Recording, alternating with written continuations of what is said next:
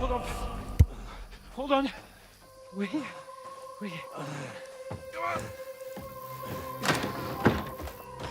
Pavlena, is it you? Greetings, good wife. Fear not. We mean you no harm.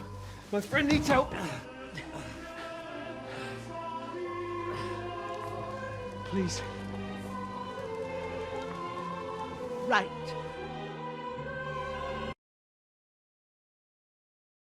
Let's have a look at you. It's all right. My parents, they're... That was just a dream, Henry. We're in the woods. We were ambushed, but don't worry. We'll get you fixed up right as rain. Now I've got you, whoresons.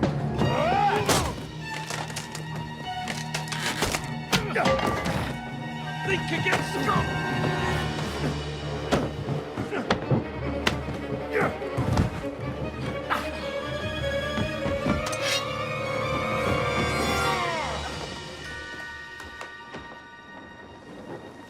Hey, lad!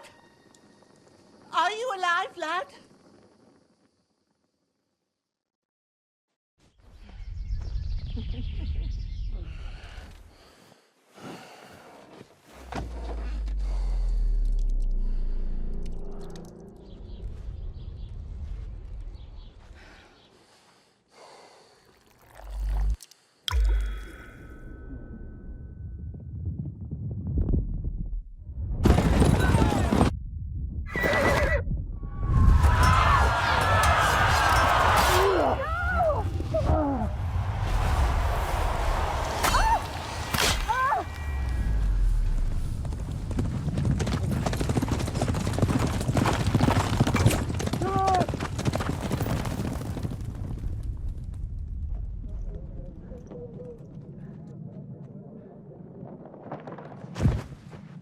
I've come from Skalitz. They burned it to the ground. Slaughtered everyone. Who? Who burned it to the ground? A huge army. They attacked without warning. Get all the people inside the gates. We have to prepare for the worst. Make all the necessary arrangements.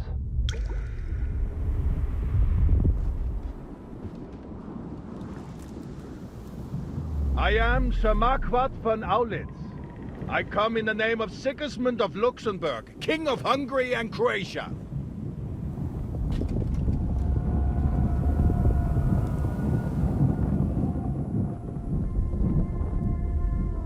Get up now.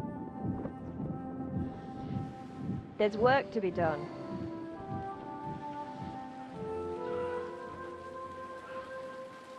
Mother? I ain't your ma, laddie. Oh, may all the saints be praised. I was afraid you'd never wake up again. What?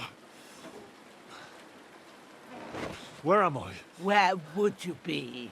Here in my cabin, where you and that pal of yours burst in last night. Slowly, lad. Slowly.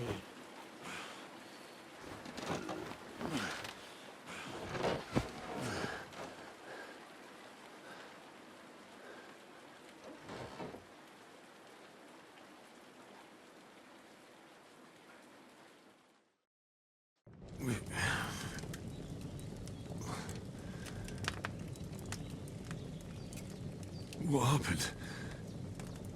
What about Hans? He's taken care of for now, but he was on the edge there for a bit. And so were you, lad, so calm yourself. Last night you were 1 foot in the grave already. You were lucky you happened to turn up here. Well, I have to talk to Hans. You won't get much out of him now. He's lost a lot of blood and he has a fever.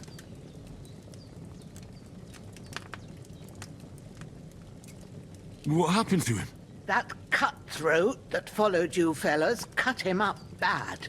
Hans was fighting him outside, then he came staggering in, said something about Fortuna, and collapsed on the floor.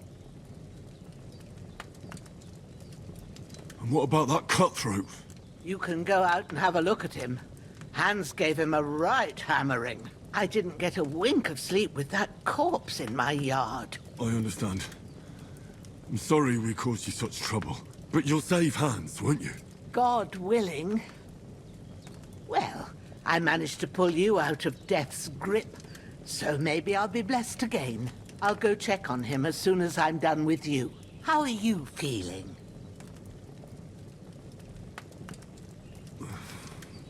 There's no part of me that doesn't hurt. Inside and out. Mostly my shoulder where I took an arrow. Little wonder then. But you're conscious and talking. That's a good sign. Ah, your shoulder is looking a lot better. I did my best, but I don't see good no more, especially at night. So I didn't do the best job. It just wouldn't stop bleeding. And now you've moved about, it started up again. Take this and bandage it up. Not much else we can do with it now. Thanks. I reckon I can manage that. But I need to get a breath of fresh air to clear my head. You slept through half of God's bright day, lad. So, if you feel up to it, go ahead. At least we'll see how steady you are on your feet. While you're at it, you can stop by the trough and wash all that nasty grime off of yourself. I found an old tunic. Put it on so you don't catch a chill. It gets cold here by the water. No doubt you'll be famished and need a bite to eat. There's some hot soup in the pot on the fire. If that ain't enough, I put some bread and cheese on the table outside for you. And you'll find some of our home-brewed liquor there, too, in case you need bucking up. Don't overdo it, though. I won't. Thanks a lot. May God reward you 1,000-fold. What's your name, by the way? Bushena's my name. Well, I'm Henry. I know. Hans told me. I'll go and check on him. When you're done with everything, come and see me and we'll figure out what to do next.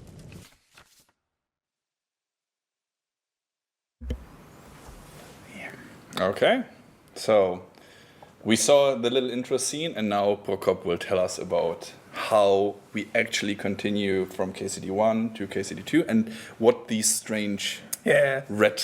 I think most of you recognize that there were some flashbacks to KCD1. So this is actually not the first quest you will encounter in KCD2. This is like a few moments later.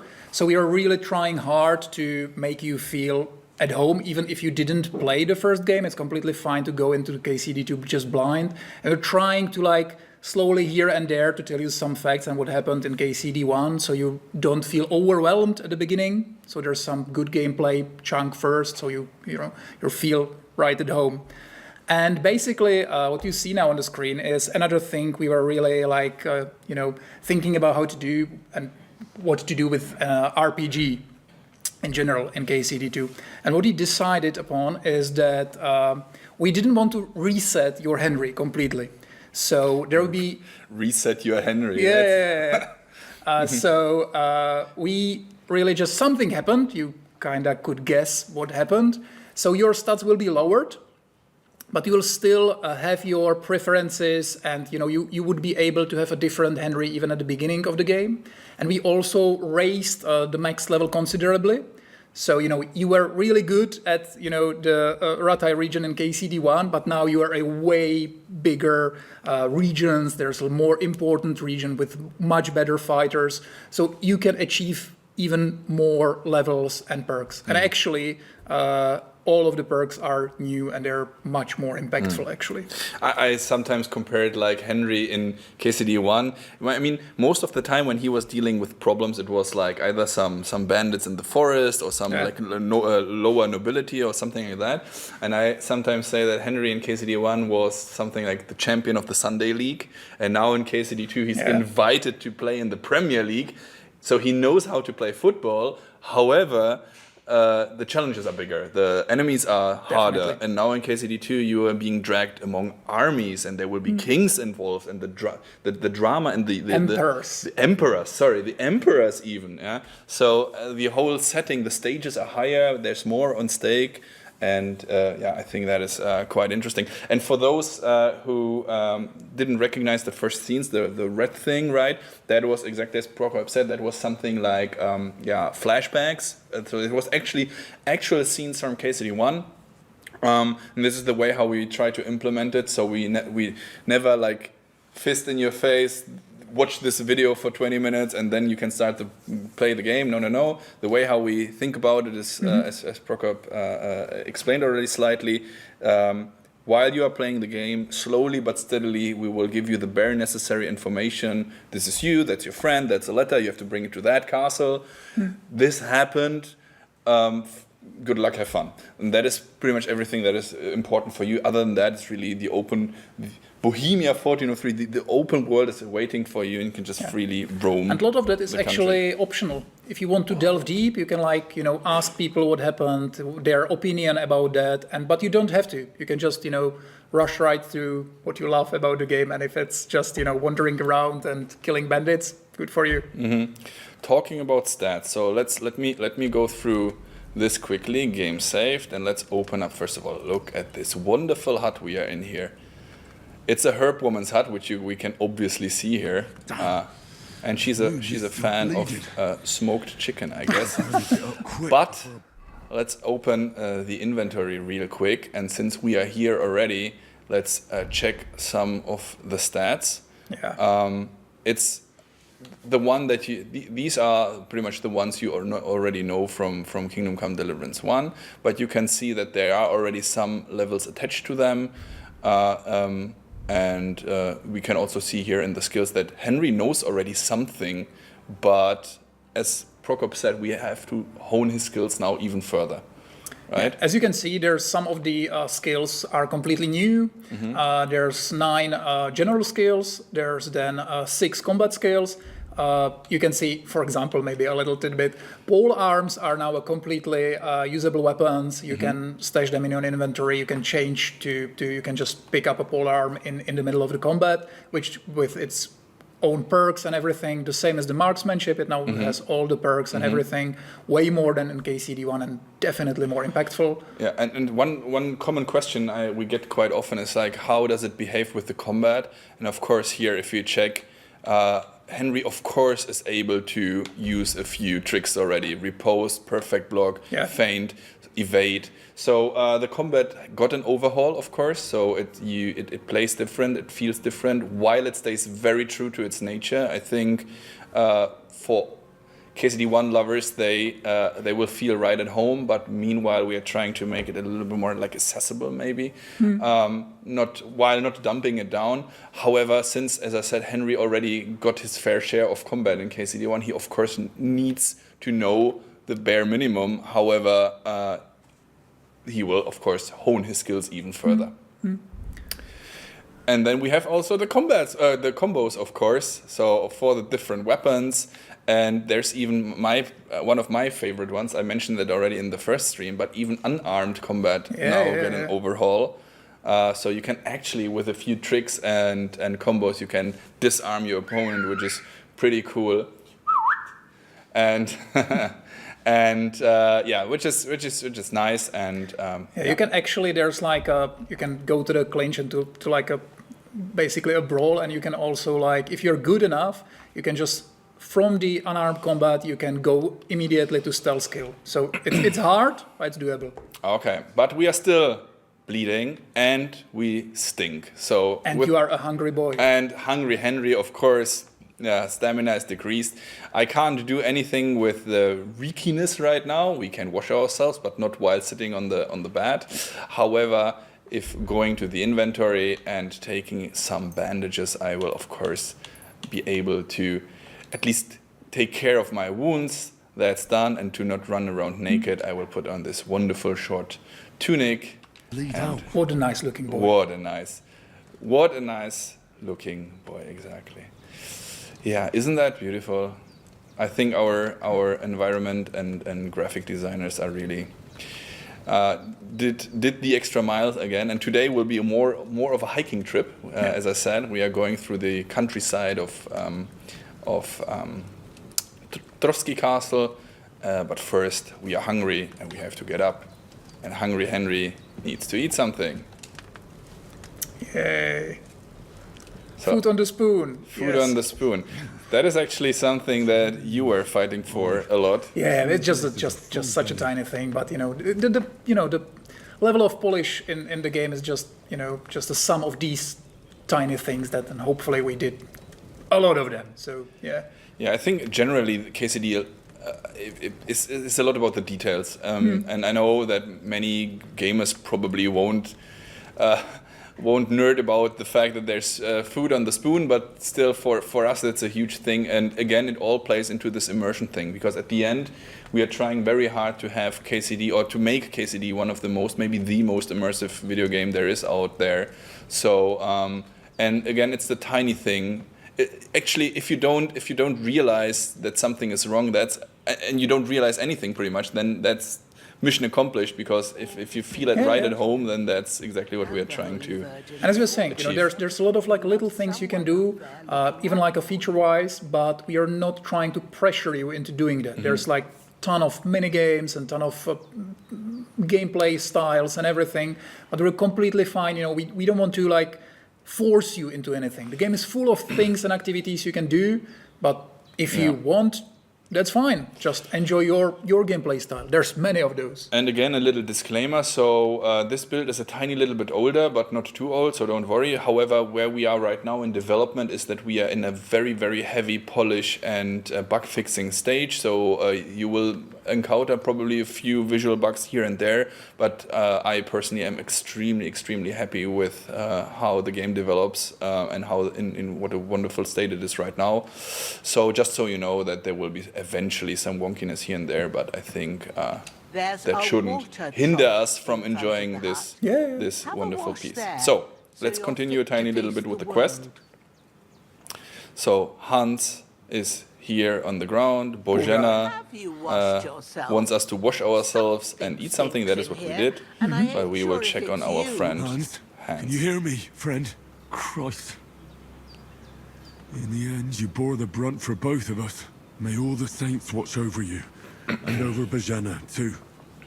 And sometimes Henry is even a faithful Christian. And the Holy Virgin and all. Better pray you have pray for him. It might help him. Maybe.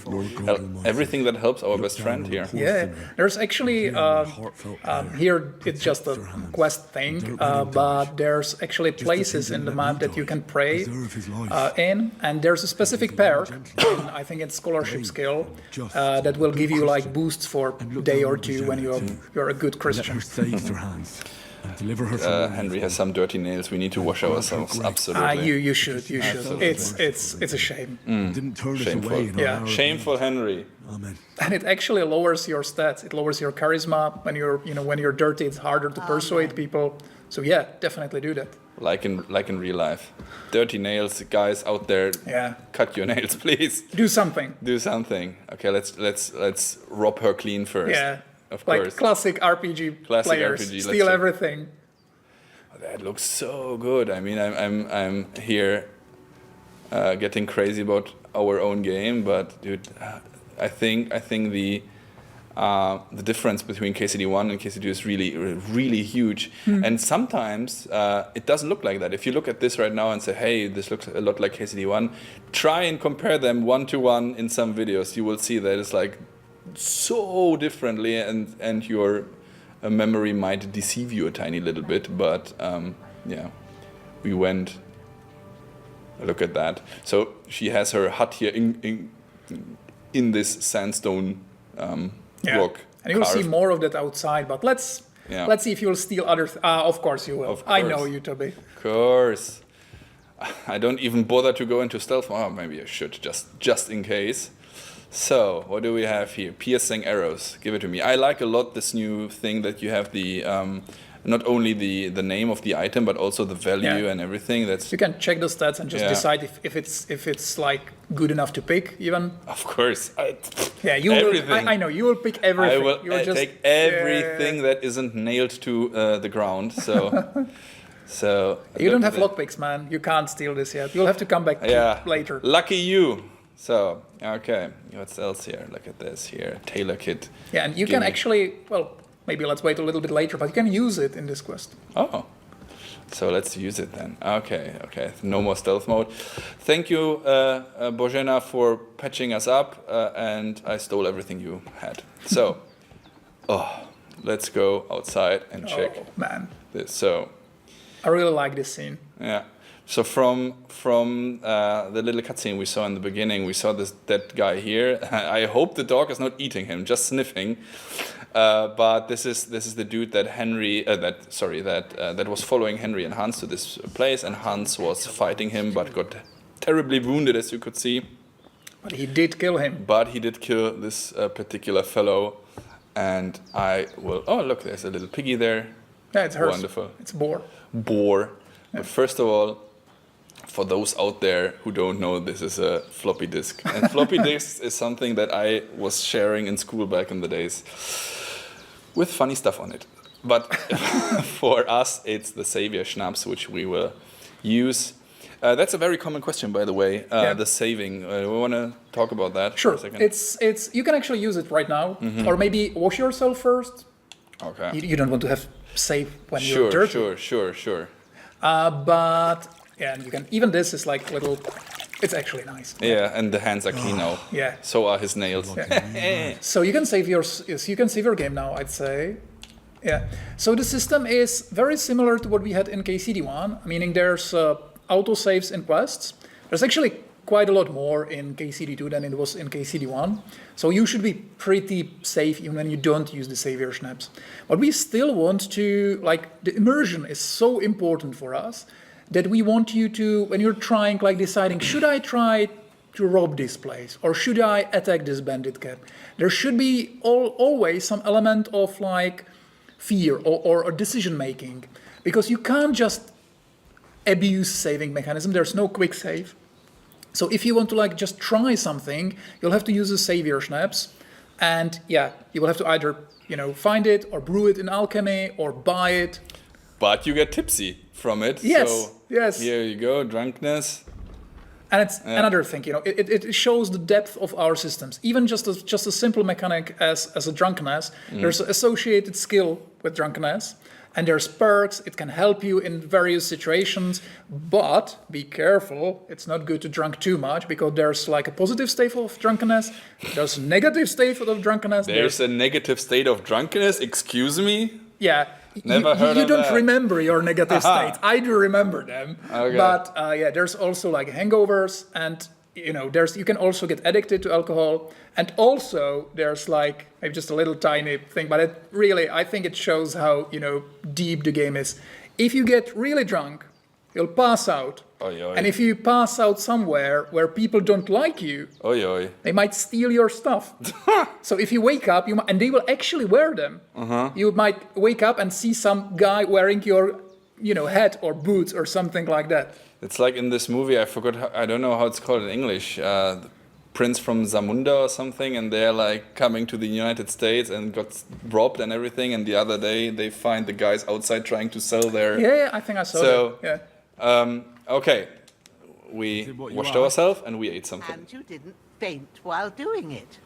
I'm pleased, Henry. I had to pour a whole Lethean potion into you last night. That's what I call medicine. It can either put a dead man back on his feet or make sure he never gets up again.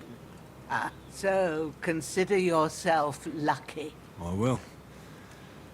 But what about Capon? Well, he's less lucky. That brute really knocked him about before Hans beat the life out of him. Is there any way I can help? I owe it to Capon, and I want to do whatever... Show yourself to Bozena. Here I am, Bozena. All right. I've got a bit of that Lethean potion. Actually, the Lethean potion is a potion from KCD1. It's in KCD2 as well, and it resets your perks if you want to like change your. First, we have to it's deal like a with little that fever. inside the joke. best and fastest remedy for that is chamomile decoction. Luckily, it ain't too hard to brew, but we'll need some fresh sage for it. And, of course, chamomile. You ought to be able to manage that. You've got young legs and eyes, and I reckon a bit of a stroll would do you good. Easy as pie. I can do that. Sage has a purple blossom, and chamomile has white petals with a yellow center. Both of them grow in sunny places. There are sandstone cliffs around here. The soil underneath might suit them. Good lad. You really do know a thing or two. I'd never have guessed. At the back of the hut, there's a footpath leading up to the rocks. You go along there till you reach a sort of small meadow. You ought to find both of them there. Great. I'll be back in a jiffy with a couple of handfuls. All right. I'll be glad if you get back here soon. I don't feel right being here with that corpse in my yard. Seeing him lying there gives me chills. I can't think straight. I understand. It makes me anxious too. So she wants us to Maybe bury I that could dead manage to guy, bury him somewhere. but Or at least we hide him won't. somewhere further off in the woods. And we tell you why later. Lord be Yeah, praised. soon. Soon. I'm truly glad of that. Oh, And I you see feel some up to it, people Daddy? in the chat were You like ain't in the mentioning our best of facial shape, animations, and I and think digging a yeah, grave's a tough a lot of work job were even put for a into healthy them. So fella. I really feel they're way better, obviously than in KCD1, Not to but worry. also if you saw some I'll of see the what I older can manage. builds on Gamescom or It's on anywhere, I account of think us that even he's in the here last anyway. push I wouldn't want you to to have really any more polish the trouble. game, they got improved as well. And a bit of effort, even if it's a dirty job, is the least I owe you. Well, if you think you can manage it, good. But don't overstrain yourself. And thanks. Where should I put him? Grab the spade by the dung pile and bury him by the creek. The soil will be softer there, so it should be easier. When you head out the gate, follow your nose. Find a good spot somewhere in the reeds and nettles. And when you're done with that, better have a wash, so's you don't have the stench of death on you. True. The stench of death. Bear that in mind. I'll sort out the rest with Ignatius, the gravedigger, when he comes by again. So's I don't have that wretch lying here till Judgment Day. All right. I'll get to it. Oh, I'm so You're going hungry to I could need eat a all the horse. saints watching over you. He's hungry again. Henry is a hungry boy. Of course. I have just the right idea. And I think I know what you want to do. So, cheeky.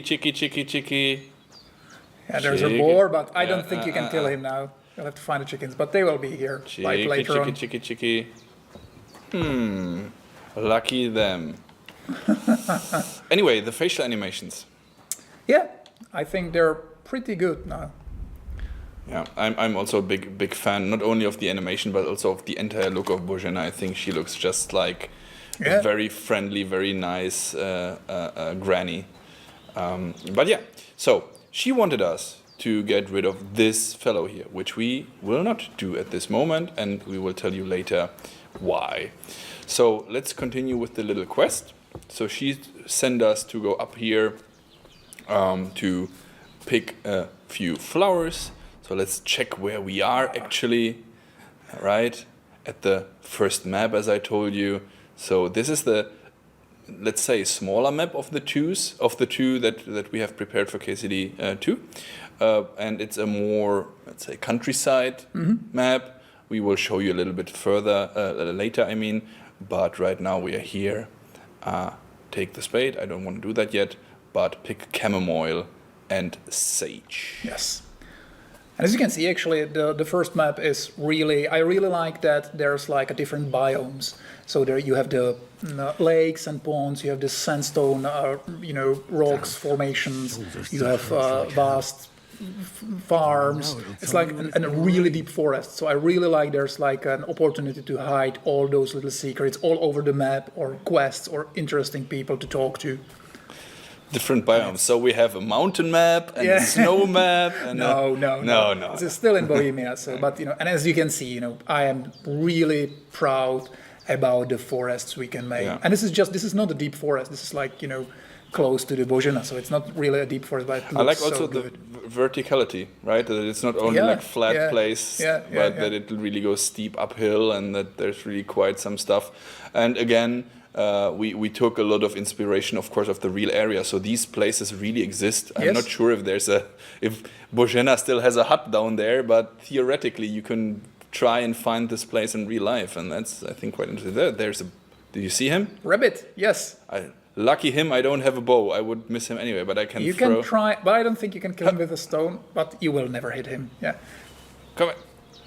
Oh god, I can already see Peter reacting tomorrow. Warhorse attacking, throwing it's actually stones. New mechanic in KCD2, and it's obviously most useful in stealth to lure people away, but you're evil, man. You want to hit him with a stone, don't you?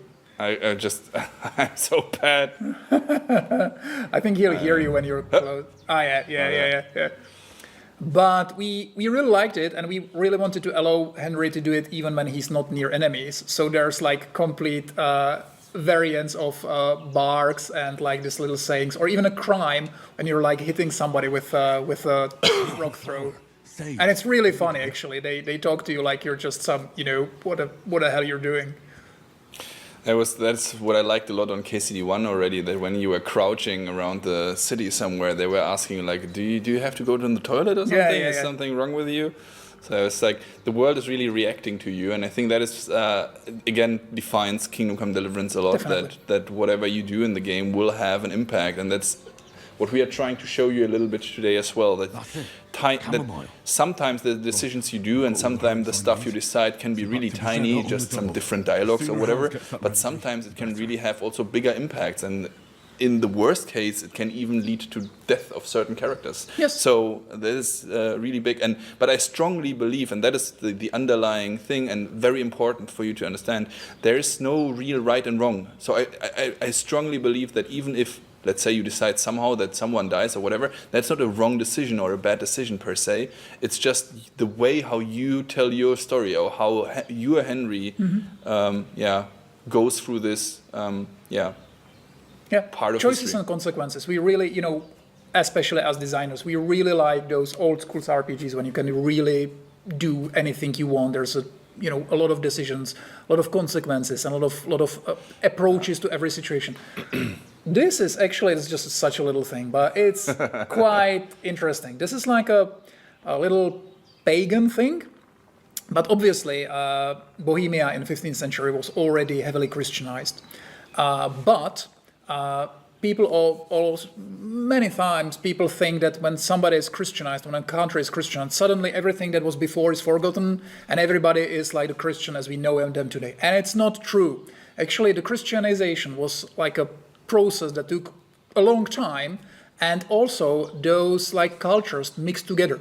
So even people in these ages would think about themselves as Christians, but they would still have these superstitions, and they would like kind of mix the beliefs of Christianity back to some rituals they did. They will use like parts of Christianity, and also they would carry some paganism with them into Christianity. And it's like a mixture. It's very, very interesting topic. There's some of that in game, but it's also like, you can spend hours on Wikipedia to learn about it, or even in much more, All this talks about Christianity made me tired, so let's go back. Down. Sorry, I'm lover of history, so barefoot. It's important. But to me look to at have that it correct. there. Yes. The magic, the wizard tower. Yes. Well, almost. Almost. This is actually Trotsky Castle. It's in the middle of the Trotsky region. Not very surprising. And I will not give you any spoilers, but very important things for the story will happen there. And basically, for a big part of the story, you're trying to get there. And the castle is on a hill, obviously. It's like the smart thing to do. And you can actually see it from every part of the map. So it's kind of taunts you, and you will have to overcome it and get there. And for those who played KCD1 and saw the end of KCD1, then your initial quest is, or the KCD1 ended in a way that the lords were sitting together writing that letter that you and Hans and his entourage of soldiers were supposed to bring to that castle up there. But how we ended up here in this hut in this forest and not in this castle, that is something that you will then experience in the game. But it's quite dramatic, and I think it will be. And it's a real thing. It's a real castle. You can still go there even now. It's it's not in a good shape. It's like it's a ruin now, or partly it's ruined. But it's especially nice place, really. If you're ever in Czech Republic, go there. It's an amazing place. Okay. I was there. As a matter of fact, Trotsky is a Czech a regular word, and Trotsky means ruins. Really, translation 1-to-1. Sad part about that the castle is actually ruins. They are ruins right now. So, but actually, the name was still in place in 15th century, even when the castle was brand new. So it's kind of this little mystery why they called it like that. And a little side note information for you guys. So Trotsky Castle was finished by the end of the 14th century, so 1390 whatever. It's really new. And the game takes place in 1403. So you will have the chance to see a brand new castle in its full pride, up and ready for you to explore. What's happening? What's happening? The dog is making a fuss. The chickens arrived as well. Good for me. And we will go into stealth mode again. We have to see a little bit what's going on there. Yeah. And before... Okay, there's some baddies, right? We can see them there already. Get a hold of a weapon. Or we see already the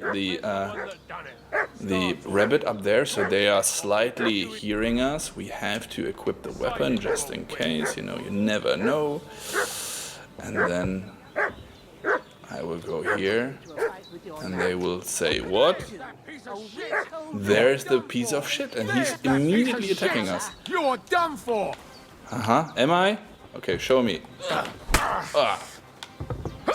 Fuck this!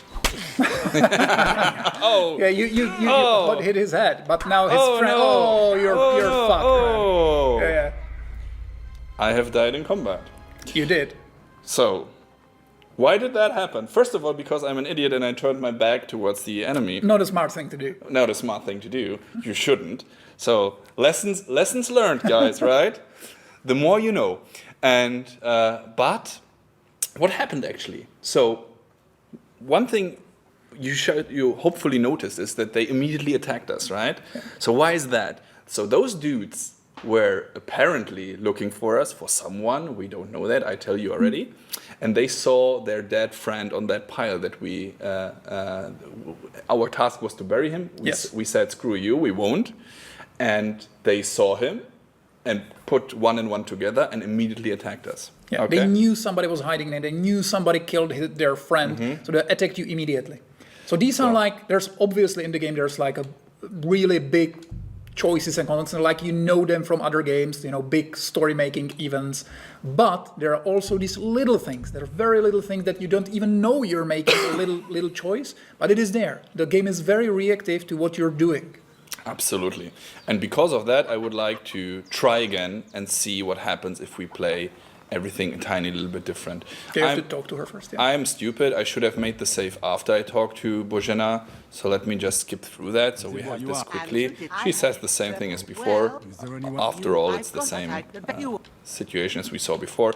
By the way, we didn't mention this earlier. Yeah. Sometimes, and that was already the part in KCD1, but maybe you want to say something about this. Sometimes the perks or the skills that you learn will help you in some dialogues and unlock some special... Yeah. We actually do have some skills that are especially used in dialogues, a lot of like kind of persuasion or impression or intimidation and stuff like that. But we also want to use your regular skills in dialogues. So sometimes, for example, when she's asking you whether you know something about alchemy, or you can use the skill, and sometimes it gives you like a new option, sometimes it just gives you some new items, or just a reputation like you just did with Božena. She really appreciates that you know something about alchemy. The chicks are there. But here's you can see the reputation we mentioned earlier. Actually, the reputation system, maybe I can give you a little explanation. It also got pretty overhauled in KCD2. So you have a reputation with like specific types of people or some like regions, but now there's a whole thing about how the reputation distributes. So for example, if you have like one house when the owner hates somebody else, if you do something, you're trying to kill the chicken, sorry. But what I was just trying to say is that the reputation now like is slowly distributed about to other factions if they know each other. And sometimes when you do something bad to somebody else might actually appreciate it. Do you think Božena appreciates that I punched her chicken into I think she doesn't, abyss? but she didn't see you. So Yeah. you're lucky. And now... Maybe just, show the chicken first. Maybe. Wait a second. Show the chicken first, of course. Chicken. It's the Y to show the info.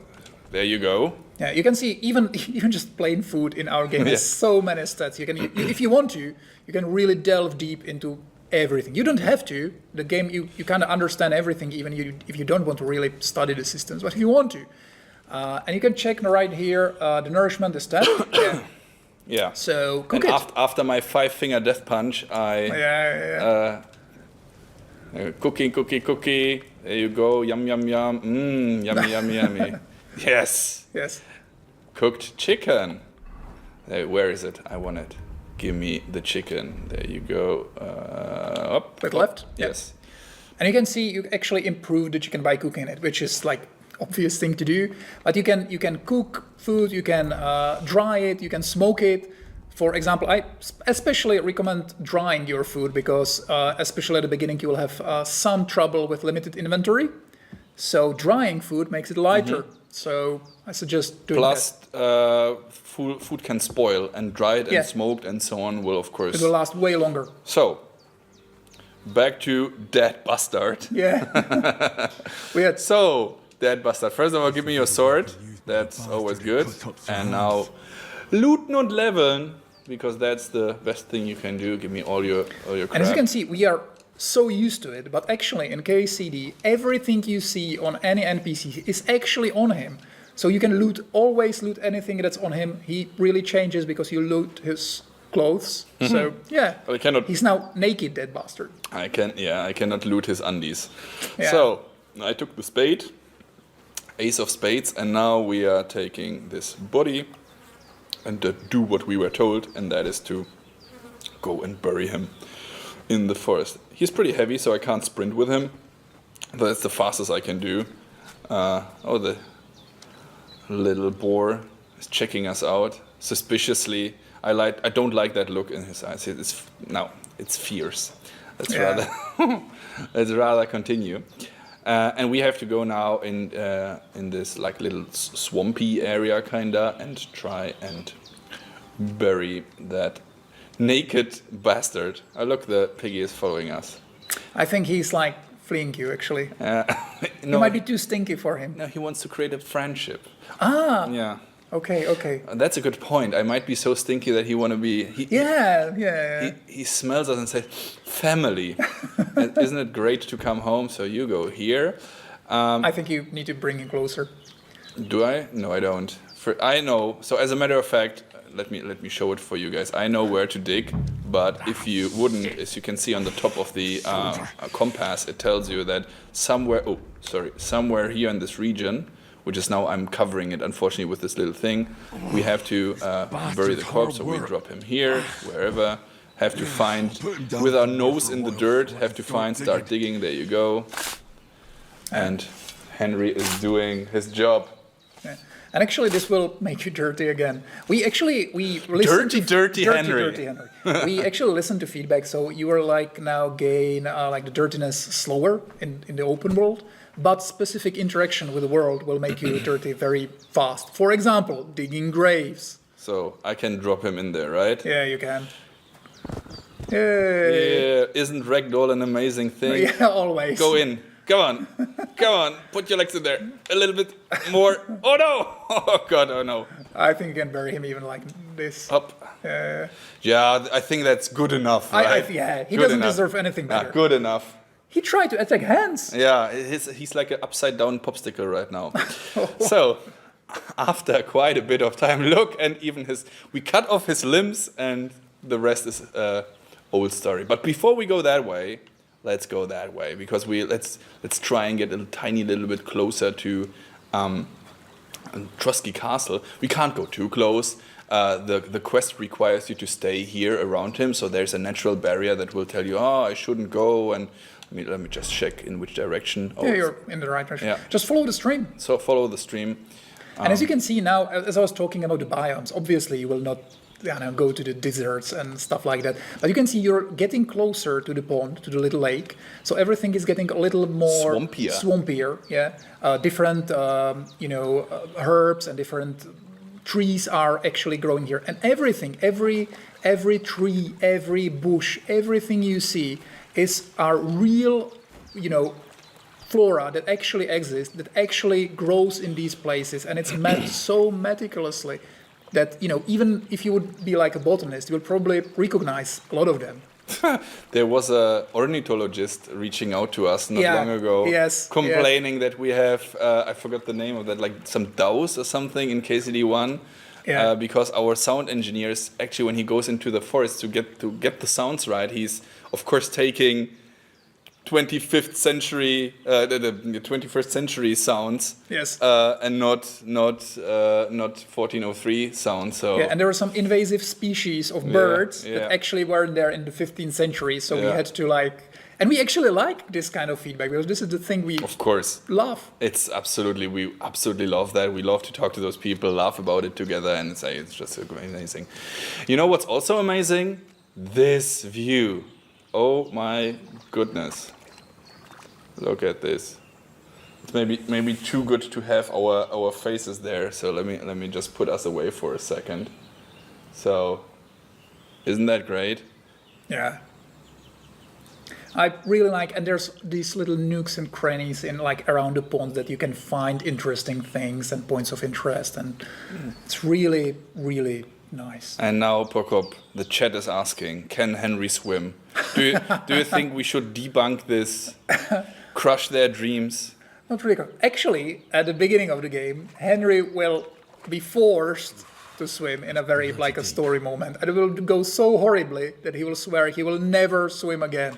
So sorry, you can't just freely swim anywhere. Hungry Henry unfortunately cannot swim, guys. Crushed dreams. Actually, later on, there's one quest when he'll be so drunk that he will swim again, and it will once again end horribly. There you go. Is he swimming in a bathhouse? You can consider it swimming, yeah. Okay.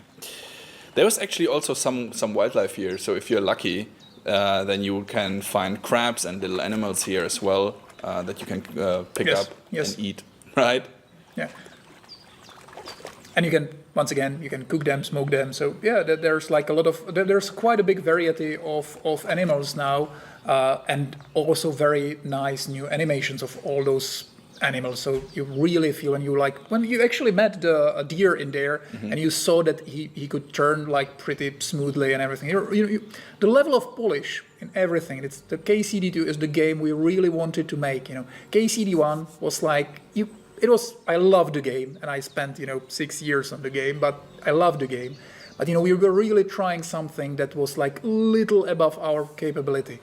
And now this game is the thing we wanted to make, and we hope that we really honestly hope that in the end you'll appreciate it. Do you think I should show the community, the chat, what they can also do if they're at beautiful places like this? Yeah, sure. But that's kind of a spoiler. It's not a spoiler. It's a little feature. It's a little feature, but it's kind of a spoiler. Guys, do you want a tiny little spoiler? Like a tiny one. It's not a story spoiler. They know already. They know. It's not peeing. That would be very funny. But it's actually finally we have a photo mode in the game, right? So you can watch wonderful Henry staring into distance, but also you can whoop and hide the hints, and you can do the most wonderful nice screenshots you want to do. The camera is tied to Henry, so you cannot fly extremely far away. It's also physical, so you cannot go through walls or something like that. Yes. But there's a tiny gimmick. Yeah. Which, there's a story about it. Try to end the photo mode. End the photo mode. Guys, take care. What's happening now? What a view! Yeah. When the photo mode ends, Henry will comment on what you did in the photo mode. Well, it's a generic. He will basically say like nice what of you are nice or something like that.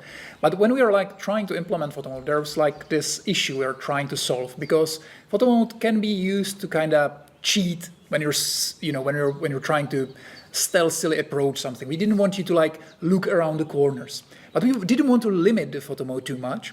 So what we did is that when the photo mode ends, Henry will comment, and that little saying of his is actually heard by people in the world. So when you're like really trying to, approach somebody in a stealth and you'll cheat in this way, when Henry says nice or what of you, the guards will say, what?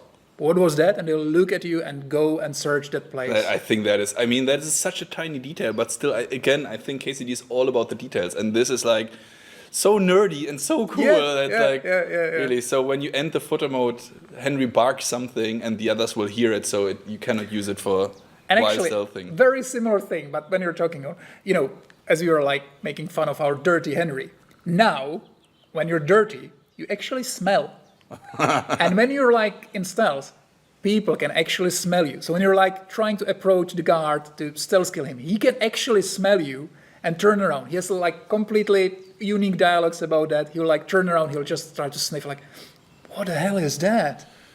And I ask you, what the hell is that? Because this looks like a cave or something. And since we are in in the Trotsky area, an area that is also called today the Bohemian Paradise, it's full of those sandstone formations, rocky mountains kinda, and they have little caves and valleys and canyons. And what can we expect there?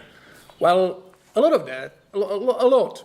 In some of those, there's like a hidden stuff. So you can, if you explore, that's another thing I think is way better in KCD2. There's a lot of interesting things to like find in the world. It's in most of them there's some little story, even if it's just environmental storytelling. There's something, Henry will comment on something. There will be things to loot and stuff like that. So these are like especially good places to look for something. But be careful, because 15th century Bohemia, it was in a civil war. A lot of bandits, a lot of soldiers fleeing. So it is a dangerous place. So be prepared. And as you guys saw Toby when trying to fight, in KCD, every fight should be impactful. You shouldn't just blindly rush into like people, because it is dangerous. You are supposed to use all the tools you have, you can use. You are supposed to try to talk somebody out of fighting. You're supposed to try some potions. You are supposed to try to kill a few of them from stealth first. So be careful about it. And since we were talking about smelling, is this perk still in there that when you have flowers in your pocket or herbs that you smell actually good? Yes, and there's also a lot of hidden perks. Actually, I don't think nettles, because nettles don't grow in this kind of biomes. But for example, a good hint to our players: if you pick a lot of nettles, there's a hidden perk that will permanently raise some of your stats a little bit, but it can help you at the beginning. Well, it's not a hidden perk anymore. It is not. It's hidden for most of the players. Only the people on the stream know. You qualified ones who were with us through this entire stream. You now have this super secret OP. Something similar was in KCD1 actually, but there's way more. There's definitely more of these in KCD2. So explore. Try things, try new things. We're really trying to reward players that are trying new things, try new approaches. It's gonna rain. Yeah.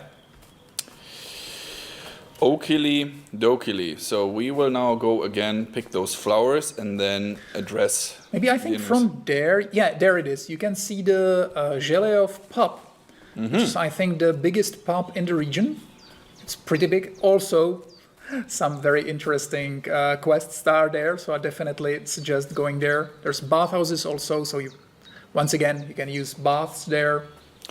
Bathhouses, everyone's favorite. Yeah. Can I slip from here? You can't slip, but you can fall. I will not try it. And you can see, for example, on the left, there are some birds flying there. Yeah, I am not thinking here. this is intentional, but sometimes birds can like lead you to places. So, you know what place we need to go now? Pick some flowers, Yes. because our best friend Hans is still in his last moments there, and we were just sightseeing. So we should not do that. Hop. And I will scare the deer. Go away, deer. And give me the sage. Yes. Purple flower. Okie dokie. Sage. And the There we go. chamomile, which is here. That's it. Now, Chamomile. okay, before we go back now, I've got all the herbs on I these. will So do back to Bajana on the something. double. No, wait, The let sooner me, Hans let gets me that remedy, the get better. the autosave first, and then I will put on some armor, some slight one, and then we want to show you again about how the game plays differently and how stuff will change according to what you do and how you decide and which items you choose to wear and so on and so on. Yes. So let me just quickly initiate this. What's Yes. that? There it is. Now we go into the inventory, and I will take what I looted earlier from this wonderful gentleman, the dirty bastard. Dirty and naked bastard. Maybe you can talk about outfits. It's a new thing. Absolutely. So look on the right side. You see that everything is marked with a yellow shield right now in the inventory. And there's a yellow sheet And below there's Henry.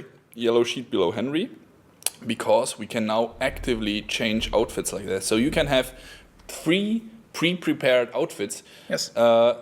Comes really handy. So I would recommend something like a, let's say, fighting outfit, a stealth outfit, and maybe a speech outfit or something like that. And you can pre-prepare those sets, and then with a click on a button in your inventory, when you're not in the middle of a combat, Yeah. then you need to have some safe place and some quiet place. Then you can like change the outfit. But you can pre-prepare, which I think is a quality of life improvement. Absolutely. And there's a lot of them in the game, Yeah. you know, because that's something we wanted to improve a lot. The game should be like now much smoother to play. You should be like way easier to learn. The depth is there.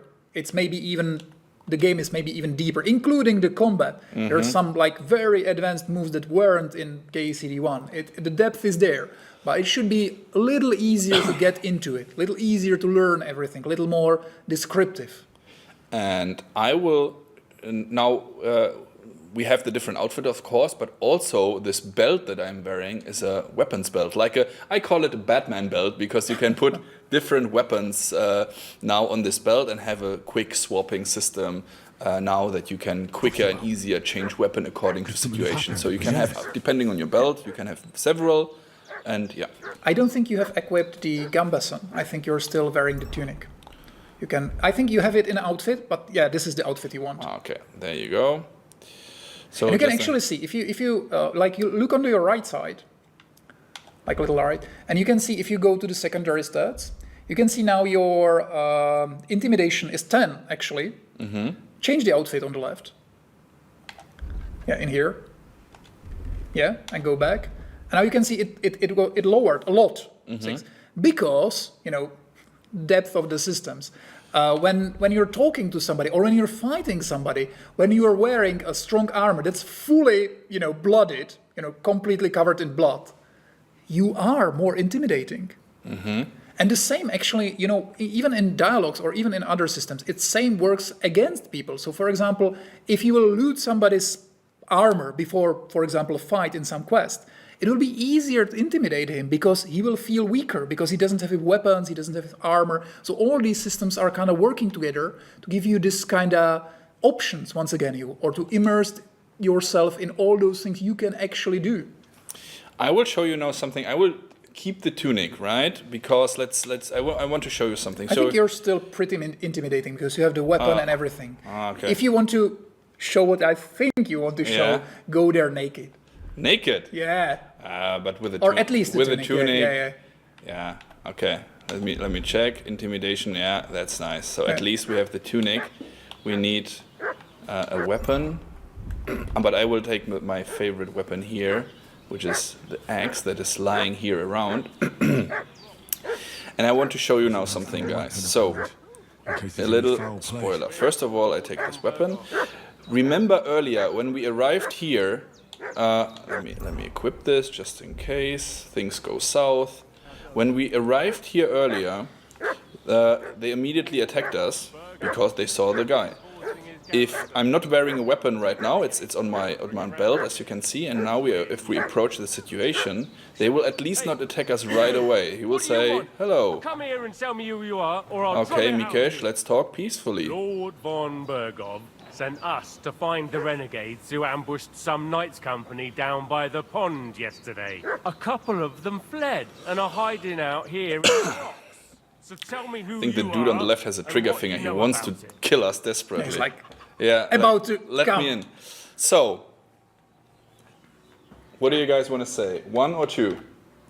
We are the messengers when we were ambushed, or you don't look like von Berghoff's men? 1 or 2? Tell me, 1 or 2? A lot of 2s, some 1s. Okay. So we call them out, okay? Good, let's do that. You're from Lord von Bergov? You don't look like it. Kurva! Watch your tongue with me, The boy. international word of peace. Definitely. Everything peaceful starts with... Yeah, with the K word. Anyway? Yeah. You can talk to me or talk to Cold Steel. Who the hell are you? And what are you doing here? So, remember so first of all, there's different options here. Messengers, that was something we saw earlier. You're looking, we can use our skill, we can lie, or we can try and intimidate them. So let's try and that for a second. Do you think I'm a fool? I know a robber when I see one. There's been lots of you types in these parts recently, and the fellas from the village are well pissed off. So get lost and don't come back, or we'll Get take our lost, axes to scum. you. Well, that wouldn't be very nice. The thing is, And another thing, and I think only KCD does that, when you fail something, there's a unique lines for all of them. So they actually say something instead of just a fail, and most of them are really funny. It's actually really good to really try. But now you're without a Gambason, so let's see, Toby, how well you can... Oh, God.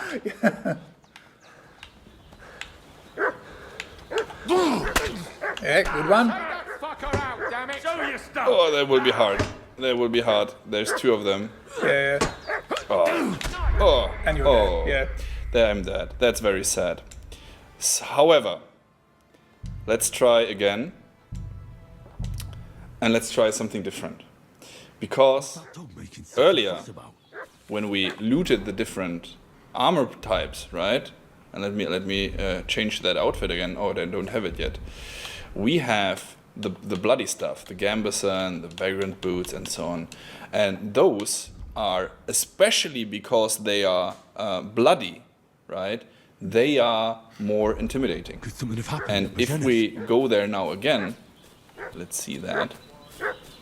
And I mean, that is something that all RPGs kind of do, or many of them. But the point that we are trying to make, that will come, the revelation comes right after that scene. So let's put that weapon just in case. Hey, you! What's what do up? you want? Lord von Bergov. A Yep. couple of them. So tell me who... Yep. You don't look like von Berghoff's man? Exactly. And now, if we Do you say think I'm a fool? same thing, I know a robber when I see one. There's been lots And of we you look types like in a these parts recently, and the fellas from the village are well effing pissed killer full off. of Get blood. lost and don't come back, or we'll take our axes to you. Easy there. We're no robbers, we're just carrying out orders. We've had a look round here, so we can be on our way again. And they're just free. And goodbye, you scoundrels. So, now you think, okay, well, many RPGs do that, but...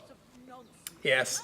Actually, this is just, well, it's not a little thing. It's a kind of like a big deal.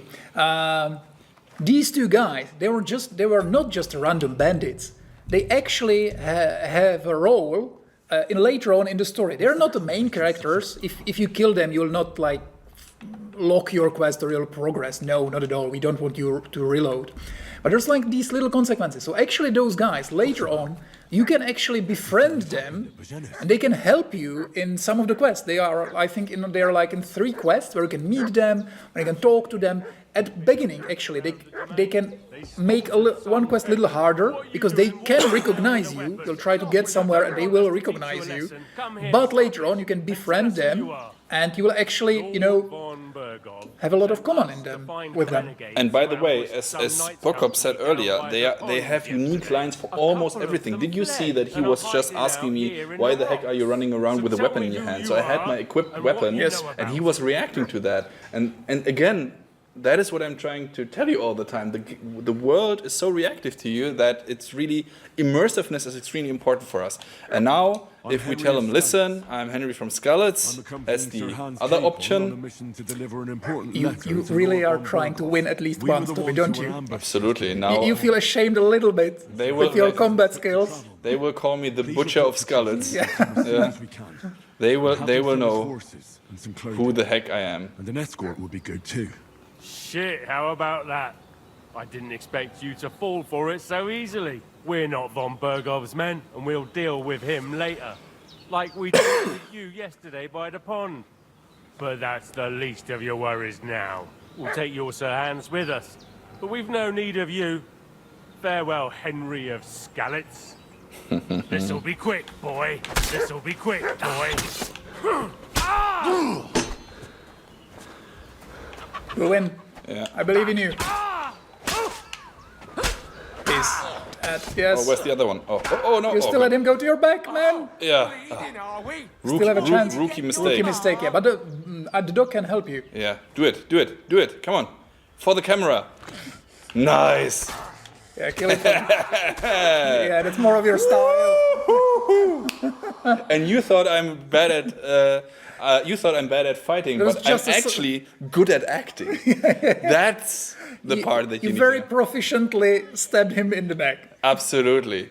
So first of all, Ma, I'm bleeding. Well, no, Božena, I'm bleeding. You look a sight. It's a wonder you're standing on your feet. My word, they worked I said, you over good. The Butcher of Skalitz. It's mere a scratch. Well, you're dying there, man. I mean, I still have HP, right? Yeah, some. It's nothing. A scratch or two. It's just a flesh wound. Play the hero. I can't see much, but this I know is what actually like. This line is also reactive. She really does react to what your HP is and how hurt you are. So she sees through you. She knows you survive just by a tiny bit. I'm still convinced I'm an amazing actor. Yeah, an amazing fighter, obviously. Absolutely. Yeah. I run them. So they were fighting 3 times. So they lost a lot of stamina, and I was fresh for the last one. Yeah. I reckon it was one of those who followed us yesterday. Fly like a butterfly, sting like a bee. Exactly. Yeah. Especially in the back. So, yeah, God be praised. Heaven knows what they'd have done to her. So, I'd like to know why all this is happening. Your friend was talking in a delirium in the night, saying you was knights. But if so you there's a lot of knights, NVIDIA GeForce questions. We don't have any info about these kind of things, so that is something I can't answer you yet, unfortunately. Also, PC specs, if you ask about them, those will be revealed by the end of the year. As I said earlier, or in the beginning of the stream, we are right now deep into optimizations and bug fixing, but I can already give you a little tiny information. We had a really breakthrough moment not long ago, which will be really good news for someone, which I'm not telling you yet. So, see you later. Such a vague teaser. Yeah, very vague. So, do we tell Božena the truth or not? What do you think, guys? Is it safe to tell her? I don't know. Do you believe her? I don't know. I mean, she patched us up, and she patched up. She seems like to be a good person, but I mean, everyone loves a good Look, everyone is saying one. Okay. See? Yeah. Can we kill? No. Okay. You deserve the truth, Božena. Tell me everything. Well, to your ladyship. Sir Hans is the young lord of Leiper and Perkstein. I'm Henry of Skalitz, son of Sir Radzig Kobyla, and I'm his bodyguard. We were heading to Trotsky to deliver a message from Sir Hanish of Lipa and Margrave Jobst to Lord von Burgov. But we were ambushed by bandits yesterday down by the pond. And you already know the rest. And as God is my witness, we're no bandits. I swear to you, I'm thankful to you for saving us. And I'm sorry it caused you trouble. Well, you sound sincere, so I'll take your word for it. I hope I won't live to regret it. You won't. I promise you. Promises are made to be broken, but thank you for dealing with them. Except I have 2 fresh corpses in my yard. Now, don't worry. I reckon I've still got a bit of strength left. I ought to be able to manage it before evening. I'd be eternally grateful to you. But be careful while you're at it. You don't want to open that wound or strain yourself. What about Sir Hans? How's he doing? He's holding up, I'd say. I treated his wounds and I'll change his bandages shortly. Mikesh and What he Kozelchek. needs For those who most now is speak that Czech, remedy. they will Have you got know. everything for The it? rest, Google it. Chamomile and sage, like you said. Excellent. Now to brew the potion from them. I gave you 2 the last of my supply during the night. But fresh is best anyways. It's a shame my daughter Pavlena ain't back yet. She'd get it done in a jiffy. But we'll just have to manage without her. But you can do it too. It ain't nothing hard. My eyes are so bad, it'd take me all day. But at least I can tell you how to go about it. And when she's talking about that her eyes are bad, you can actually see that she has like the eye illness that makes her see bad. It's like a custom made for her. And we'll brew the remedy, right? So alchemy, of course, again, back in the game. But damn it, Tobit, clean yourself. Do you see how dirty you are? Yeah. Yes. I've been at the alchemist bench a few times, but it's been quite a while. That's grand. More than I was hoping for. And not to worry, it'll all come back to you. I have a book here with the recipe, but it'll be better if I tell you. I know it. You can by see the heart. little shade in her eyes, so this is not a bug or something. This is like really My word. her having Maybe an you illness. really are a noble I love soul. how she misses that. That's another That thing we front did. We have tooth. like a different teeth for different people. So we, Of course. a lot of times in Everything we games, need even when is they're in Middle the Ages, heart. everybody has a Let's perfect get to teeth. it. Not in our game. Nah. But on the contrary, there's a very, very, very, very common misconception that everyone has black teeth, everything is falling it's not out, true. and like, that's absolutely Because sugar wasn't that consumed back then. So they actually had, even overall, the hygiene and teeth and everything was pretty good in Middle Ages. Exactly. So absolutely. So let's blame modern food industry. So exactly the sugar is they didn't have the sugary diets, so they were mainly meat or natural stuff. So there's really not much they can. Well, unless you get an axe in your face, but then you have other problems, I guess. Yeah. So should I check on Kozelchek and Sure. I will not pick them up. You can use the compare. That's another thing that we did. If you Oh look, press here's a Y. pretzel. And if Sexy Biscuit Roxy is watching, the pretzel is for you. So she hates the pretzels. So doors and a key chest. Interesting. It might be useful later on. Let's take everything. Tailor's kit. You can actually, where we were teasing at the beginning, you can actually fix some of your clothes. Let's check that out. So it is in the other. Yeah. And here we have the tailor's kit. Let's take this one, for instance. Yeah, any of them. Yeah, use it. And this is now like a quick way. Yeah, you're choosing which type of clothing you want to repair. Now, you might say, hey, Toby and Procker, wait a moment. How can you, with one tailor kit, repair all the items you have? Well, there's an answer. Yeah, actually, every tailor kit has like the condition, which is like what you see under the little heart there. And based on the price of the things you are repairing, it kind of lowers the condition of the tailor's kit. So if you're trying to repair like way more fancy things, way more fancy clothing, it will take more of your repair kits. And I think that's absolutely fair. I think, again, that is how to balance it out a little bit so that you cannot repair your own stuff all the time. So the super heavy super valuable stuff you either repair with a lot of these kits or you go to the city and get it done. And there's also associated skill.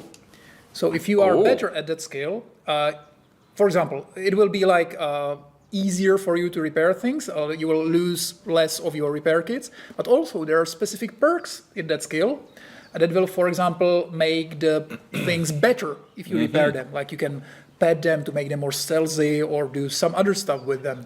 I took the bone comb because I have a very wonderful beard in real life and that needs to be combed sometimes. Obviously.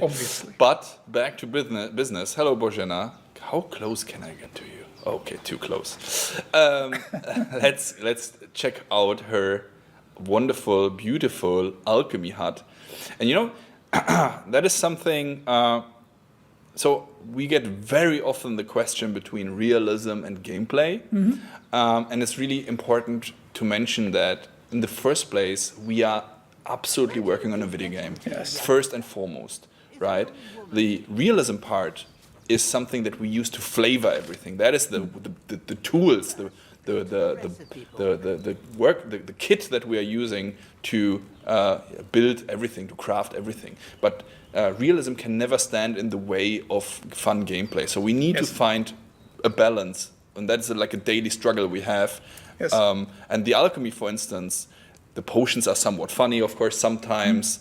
However, still, what we can see here in the book, for instance, these things are actually based on real herbalism that was used in the Middle Ages, right? If you know, maybe even some of your grandmothers might used a chamomile decoction it really helps with healing, for example. For example, you can see this is like completely new art, and all those herbs actually exist. And if it says it grows in roadside stitches, in clearings, and where there is relief from the sun, and it grows there in real life. If you learn from our game where the herbs grow, you can actually find them in the real world as well. Exactly. And if it says it's poisonous, then don't try them in real life. Don't eat it. Someone was asking if we can carry the book around. No, the books are always put here, but... Actually, if you can't do now because you're in the tutorial, but now, yes, in KCD2, when you're leaving Henry actually take the book with himself, but later on, I think, I'm not sure if you can go there from the tutorial, but in your codex, every description of any herb or of any potion is described in your codex.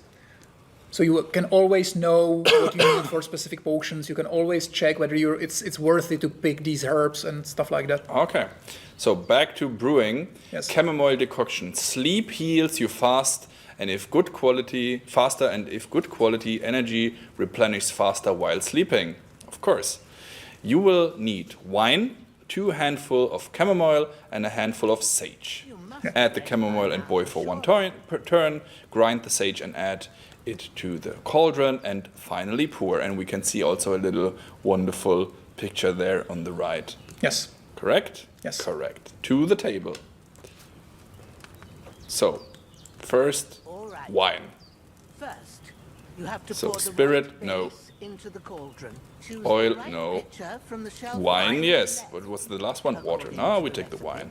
So we are actually cooking mulled wine here for a little. It's almost Christmas, guys, right? 1 month to go, so a little mulled wine. Wine, of course. Like it says in the book. Let's do that. Glad to hear it. And maybe, many of you who played KCD1 know about it, but in this minigame, it shows our approach to everything.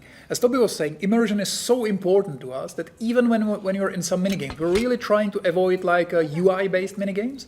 We really want to have everything in the game. We really want you to be able to touch everything. So, yeah, you can see. Can we briefly mention the other big minigame?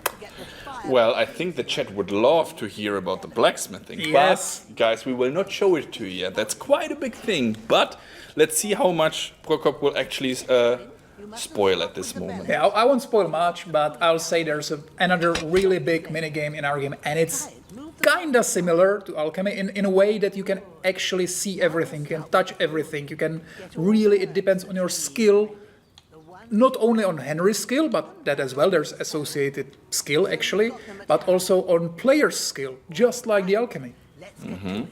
So it's very, again, sophisticated, deep. You have to do stuff in order to get stuff. Someone might say, wait a moment, that's tedious. But again, on one hand, it is we try to immerse you into the world, and B, at least for the alchemy, you know, guys, when you do it, when you brew the potions a little bit, when you level up the skill, you can then auto brew some of the stuff, right? And it's also kind of smoother. We really try to polish the alchemy as well, so all the animations are a little faster. You can make something even faster. And also the potions are way more useful in KCD2 because just like you had that belt for weapons, you actually can have a pouch, which is like a real item which you can equip, and you can have slots for consumable items. So now, well, if you have some time, you can even consume potions in combat, and it can get really handy.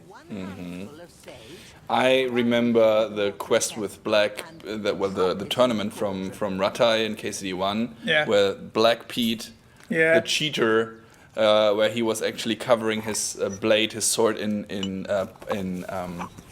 poison. Yes. And little the Bane poison, the strongest one. Exactly, and little spoiler for KCD1, that's one of the reasons why he always won the tournament. Cheating guy. Okay. So we have this wonderful mulled wine now. It will save, well, maybe it will save Capan, so it's important. Absolutely. Let's take it. One thing I would like to mention as well, because we talked about it briefly, the alchemy system, and that is something, the saving system, that still works with those potions. I think it's very important to mention you brew a potion. Finish, and I'll talk about the potions a little bit more. Okay, what is really important that we learned from KCD1, so I know that some of you didn't like the system because in KCD1, in the beginning, when you needed the saving potion most, right, when the game was hard, when you didn't know what to do, it was hardest to come by. It was hard to find, it was hard to buy, you couldn't brew it yet, and that is something that from what we learned, so KCD2 will have not only more autosaves at crucial points, but the saving potion will be easier to come by, which is good for you, but we still want you to have this tiny little investment of using a potion. Sure. I'll do the best I can. Let them finish When the you're done talking. with that, go get some sleep. You won't miss anything, and you need the rest after everything that happened. Yeah. What I wanted to show you is that you actually did now, when you're brewing potions, there's like different qualities of potions. So it's much harder to fail completely. But if you're really good at it, if you have a real good skill, and if you're doing it skillfully, you can do really good like qualities of potions, which can have additional benefits. That's also a perk that will unlock a completely new like level of potions, and these potions are really strong.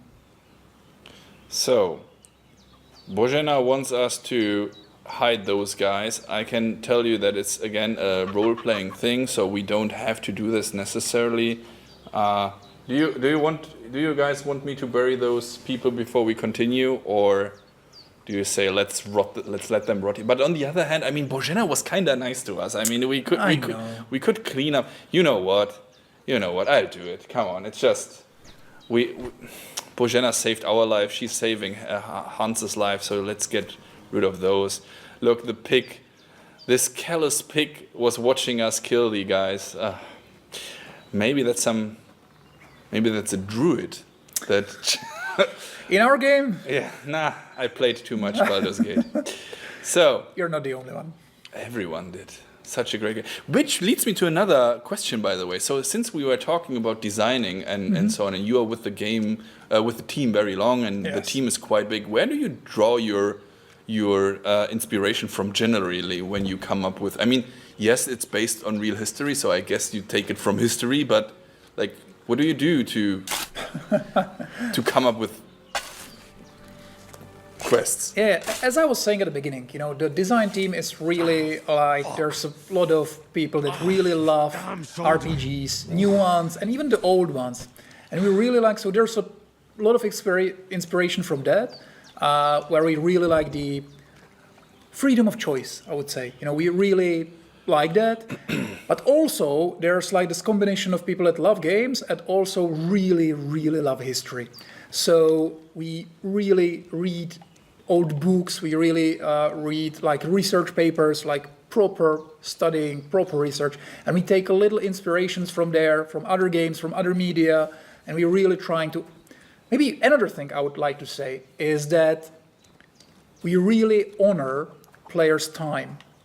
Oh yeah. So every quest, even the tiniest quest in KCD2, is unique. There will be never any fetch quest. Never a quest that will tell you, listen guy, bring me 5 wolves' hides. Never. Every quest has a little story, new characters, something unique. So the KCD2 is a very long game, but we really respect players' time. There's never something that will just prolong the game unnecessary. Unless you want to, like burying those corpses. Yeah, they are things you can spend infinite time, you know, doing potions or, you know, hunting in the woods, and many people actually do. But the content prepared for the players is always unique. Good sleep will make a new man. So I would like to take care of that other corpse, but it's gone. No. But doesn't matter, we go to sleep. Yeah, let's go sleep. And they will magically vanish, like they did right now. Sleep and save. Ah. But till when? Till the morning. Because this.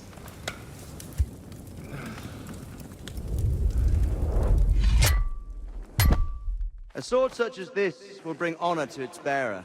True, Sir Radzik. If I'd have had its like back in Nicopolis, things would have worked out differently.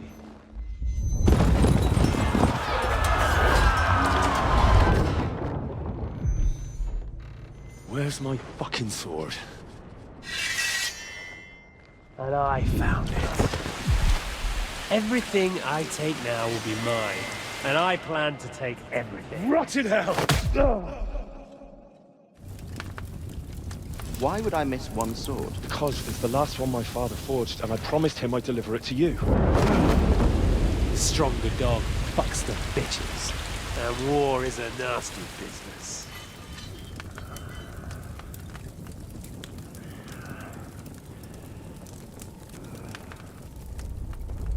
Where's my fucking sword? You know what? I think I'll keep it. As a memento. This isn't over. I'll find you! Yeah! Don't disappoint me. Wake up, Henry. It's past sunrise.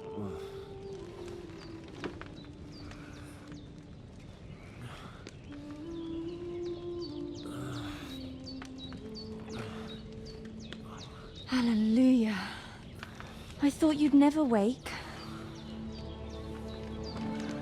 Were you having a nightmare?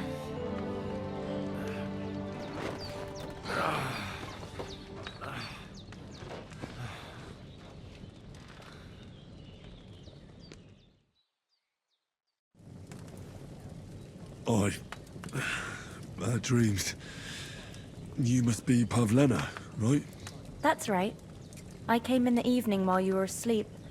Ma told me what happened to you. Then I helped Ma take care of your friend that night? Hans? He's alive. How is he? Have no fear. He's alive, all right. Maybe too alive. Ma knows what she's doing, and that's the truth. I reckon she could bring the dead back to life. She said she dosed you with the strongest remedies she knows, and it looks like they did the trick. On that other fella for sure. Since he came to this morning, he hasn't stopped talking. Yeah, that sounds like him, all right. And what about you? How do you feel? Definitely better than yesterday. Thanks. That's good. Ma will be glad, but I heard you yelling in your sleep and went to check on you. Bad dreams? I dreamt of Istvan Toth, a villainous, murderous whoreson who stole my sword. The last memento I had of my father, and I swore to get that sword back and avenge my parents. Oh, that oath must be serious if it even torments you in your sleep. Dreams shouldn't be taken lightly. They can have real meaning, however hard they are to understand. What strikes you as the most important part of your dream?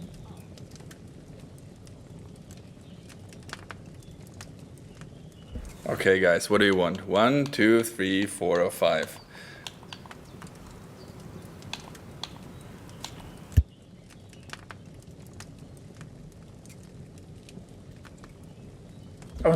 You dirty, dirty, dirty guys. I dreamt of terrible things. Flames, violence, war.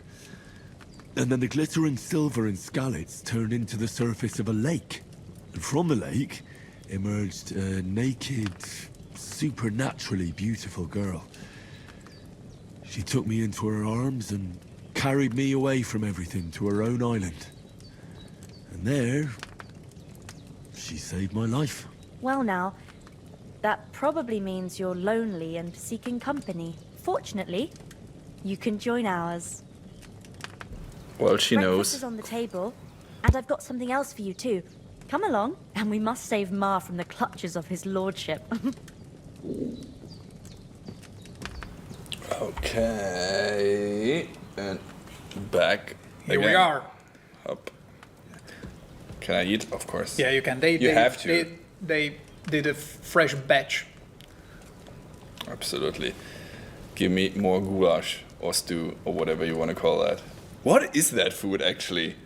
That's like one of the. It looks a lot like chili con carne, which it's strongly not chili believe con carne. it's not chili con carne. Well, it's actually like a little historical fact. They're usually, they kind of used any food that they had in their houses, and they kind of brew this like a thing. This non-stop stew, right? And in taverns, they actually had something on the stove all the time, and they only added new food, and it was always boiling, so it never got bad. Mm-hmm. And they just completely kept eating and eating from the... And you know where you can read information like that? Well... in our codex. In the codex, yeah. Right? Yeah, I think it's really beautiful. There's like you can learn about history. If that's your thing, you can learn about history in here. Even like a little facts. It unlocks throughout the game, so it doesn't front load all the information at the beginning. When you first go to the smithy, there'll be a new codex unlocked. You can learn about it, and you can learn about the characters.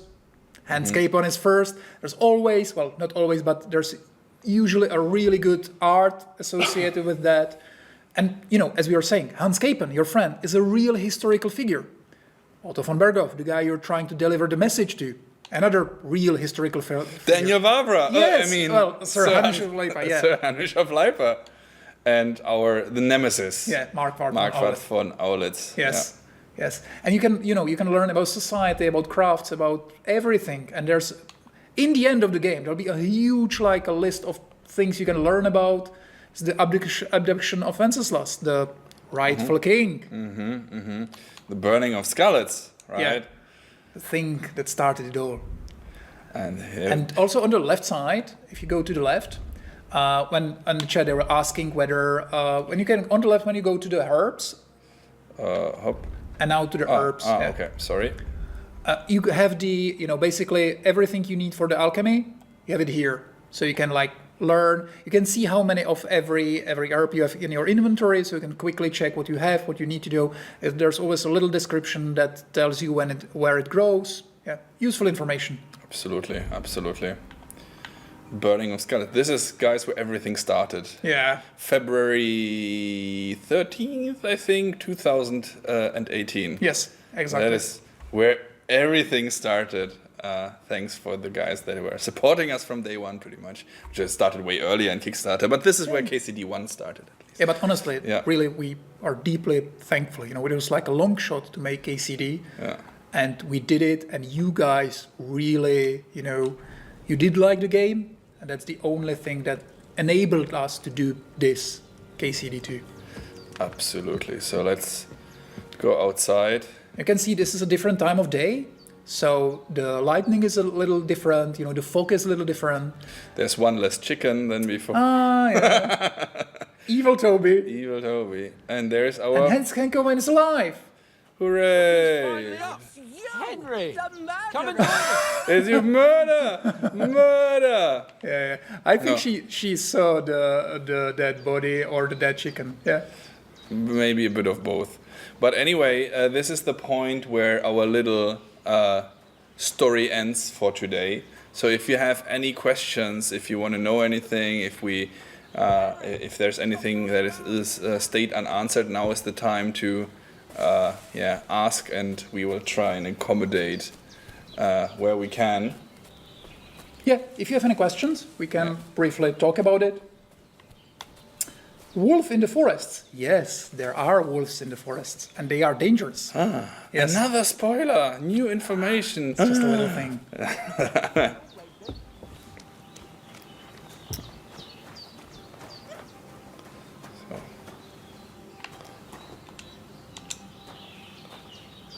I think you should. Good morning, Henry. Yeah, this is like the conversation at the. No idea how glad I am to see you. Aren't bugs a wonderful thing? But don't worry, as I said, we are neck deep into bug fixing and so on. And this is again, as I said in the beginning, that's an earlier build, an older build, I mean, so probably fixed already at this point. However, this is one of the few recap dialogues we can see here. And for that, I am in your debt. Let's enjoy our wonderful best friend, Hans Capen. Another question here. Is it possible to pass game as pacifist?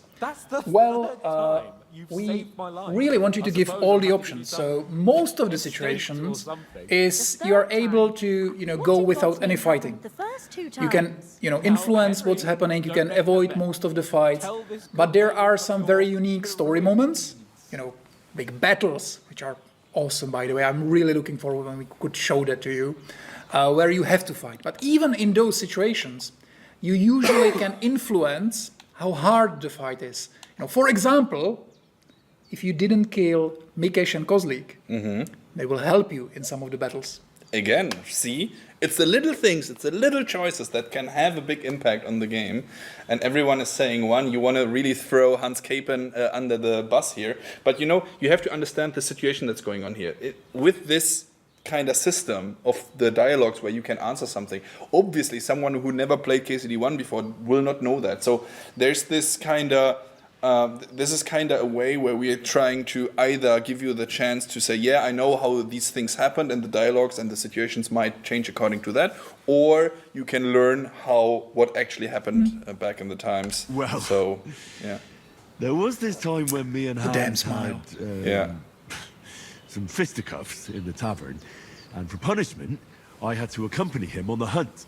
And I shot a paw. I made it mad. Well, he didn't. When Hans chased after me. Well, he tried. But as we all learned, boars are being hunted with spears. Yeah, and you can now use spears or long weapons. Mercenaries from Hungary. Yeah. And basically this is like another thing where, if you saw earlier, you could have cut the story short. But this is like the optional thing. If you, for example, didn't play KCD1, or if you just forget what happened, you can delve deep in these dialogues. You don't have to. You can skip them, and it's fine. It's not something that will haunt you later. The story progress is just fine. But if you really want to know more, if you're interested in the lore, you can delve deep. If they shoot your questions, guys. We will end this stream shortly. We are getting closer and closer to the end. How did it end up with young Sir Hans? Is there transparency option for the UI? Nope, not at this point. This is what you get, and if we do something in future, well, then we tell you in the future. There were two. That just proves how well you can count. Besides, they were armed to the teeth and had bows and armor. It might as well have been 10. Whatever. Anyway, with a bit of luck, I managed to free Sir Hans. Why the modesty? You got them.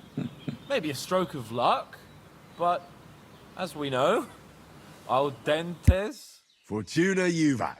See now, you've finally learned it. What? It's just this kind of motto of ours. Fortune favors the bold. Maybe they're really telling the truth about who they are. Who but a lord or a priest could know Latin? And priests they ain't. I can tell. And as I recall, you already got a pony from Uncle Hanush as a reward for saving me. Your pebbles. So I'll save myself a few groschen. But you never gave me anything for Talmberg. For Talmberg? What was that about then? Yeah, and actually there was a question in chat as well. Pebbles, your first horse in KCD1.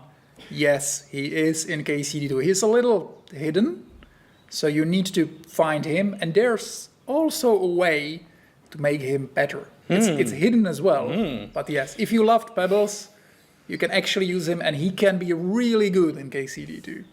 I like how you call everything hidden, but say it to the millions of people that are watching. I didn't say how to achieve that, so it's still, the mystery about Dude, it. if there's one thing that is common about me, then I love to spill the beans. So be my guest. I'm a little bit more careful than you in this. Be my guest. It's like a little teaser that there are things to be found. And, we always try to reward your, curiosity. We really respect your time, as I was saying, but also your intelligence.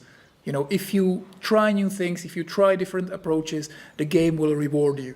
And people were asking about Mutt. That's a secret. You will see it then in the game. Mutt, of course, we saw him in the trailer already, so Mutt is existing, but where is he right now? You will see. The foe took the castle by subterfuge, and we planned a counterattack. Under the cloak of darkness, we scaled the mighty walls of Talmberg Castle to get inside and open the portcullis to our brothers in arms who were poised and ready to attack. And we almost succeeded. Only, along the way, Sir Hans here took an arrow to his noble seat. Seat? He got shot in the backside. My upper thigh, actually. Backside it was. But that's no joke either. It's not easy to run with an arrow stuck in your arse. If I hadn't carried him... I admit it, you saved my arse. Well, now, you two have been through a thing or two. As far as I can tell, it really was his backside and not his thigh. I examined Hans and saw the scar for myself. But I reckon you paid off part of your debt the other day, sir.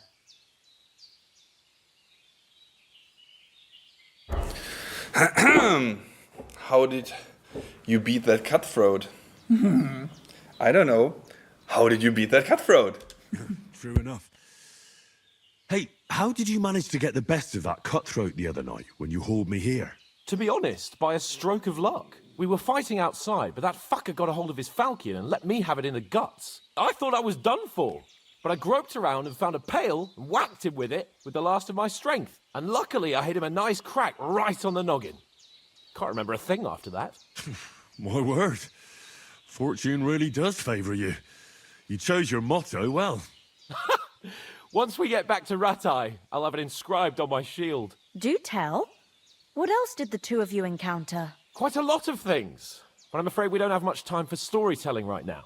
We came here on an important mission, and we cannot afford to dally any longer. We have to get to Trotsky as soon as we can. How far is it from here? Not far. Once you climb the hill above Zheleov, you'll see the castle. All right. I think we should get on our way as soon as possible. I'll prepare a bit of food for you, for your journey. Oh, Bozhena, I don't know how to thank you for all this. But I do. Once we've settled our business with von Bergov, I shall reward you as befits a knight. You have my word of honor. Now you've got me curious. I never got a knight's word before. For a start, you can leave me that spade. We can't manage without it. Yes, of course. And thanks for everything you've done, Bozhena. I have something for you, Henry. Ma had trouble because of you, but I know you didn't do it on purpose, and you protected her when she needed it. I want to thank you for that. Take this potion. It will help when you're in danger or don't know which way to turn. Have a little sip each time, and it'll save you a lot of trouble. You'll see. It's not all that hard to brew. With a bit of practice, you could manage it yourself. Thanks, Pavlena. This'll come in handy. No doubt. But we'd better get going now. Hans is right.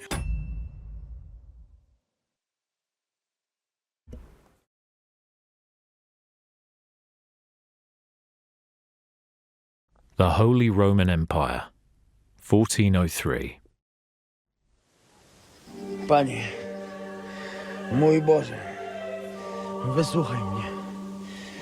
Całe życie mordowałem i ruchałem. Więcej razy paliłem kościoły, niż byłem u spowiedzi. Wybacz swemu słudze. Wybacz i pozwól mi jeszcze tylko raz wykastrować tych bezbożnych skurwysynów! Welcome to the first look at the gameplay of Kingdom Come Deliverance II, a unique action RPG with a vast realistic open world and a grand cinematic story. As the young lad Henry, you will embark on an unforgettable journey through the beautiful but brutal world of the late Middle Ages.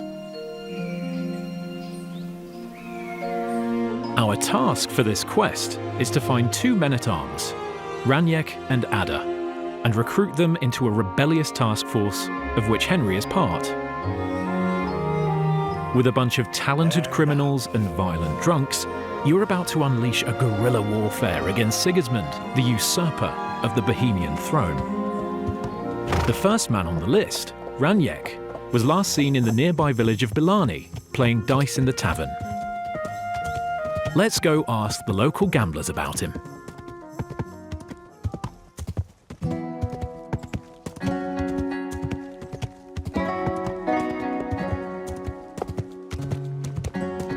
It's very early.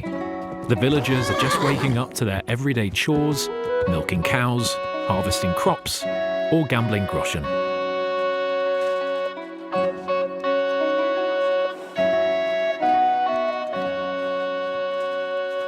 Lord be with you. Greetings. What brings you here so early in the morning? The innkeeper said you were playing dice with Raniek. You know Raniek? Then you must have a drink with us. Same to you. Thanks, but I'd rather know what happened to Raniek. Impatient, aren't you? We can take you to him right now, if you want. Lead the way, then. Come on. Nice fellas. They offered us a drink, and now they'll introduce Raniek to us. No questions asked. Looking forward to meeting him. Seems like a feel-good quest. See him or not? So where is he? What? Where is he? I don't get it. What happened to him? We met this Raniek in Pshitoki. We even lent him money when he had nothing to play with. He swore he'd pay us back. Then we met here and played some more.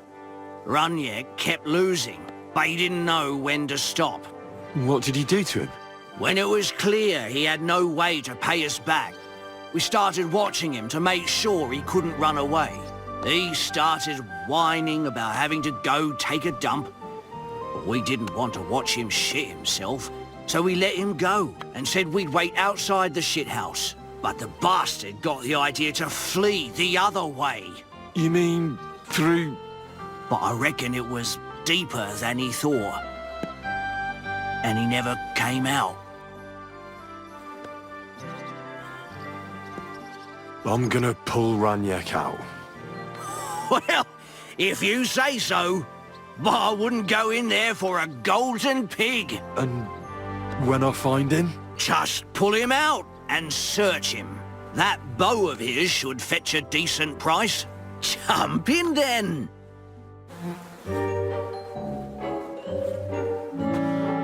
The life of a true medieval adventurer isn't always about winning epic battles, saving damsels in distress, and forging your own destiny. Sometimes it's about fumbling for corpses, in a pile of shit Something's moving over there. behind the Bellani Tavern at 7 a.m. Ah, good. That must be him. Here we go. Oh, finally. Poor Henry. Ugh, this is disgusting. I don't think they deserve the bow after all.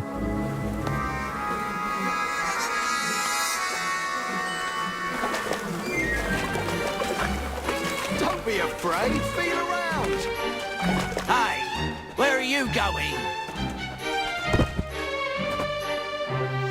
Come on, do it. Find the bow.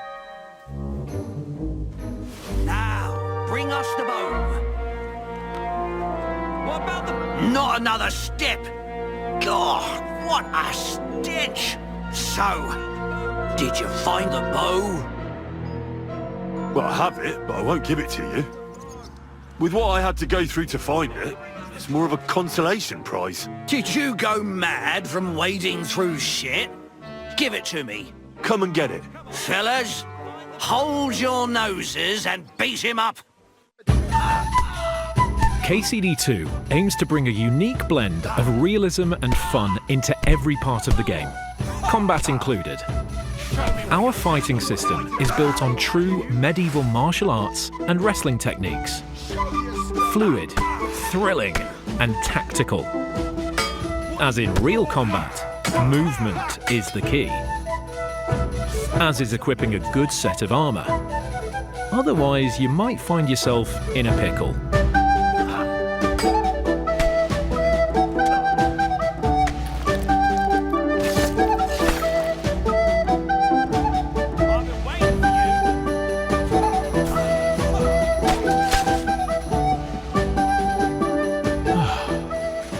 We should leave before someone notices the new corpses and starts investigating.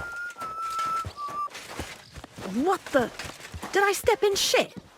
Oh, it's just you. I, didn't have the time to wash up. But I'll do that right away. As proven by this lovely lady, the world reacts to your behaviour, looks, and even smell. Murder! I found a body! Time to vanish. In order to properly wash away our morning adventure, let's visit the best bathhouse around, which is located nowhere else than in the great city of Kuttenberg.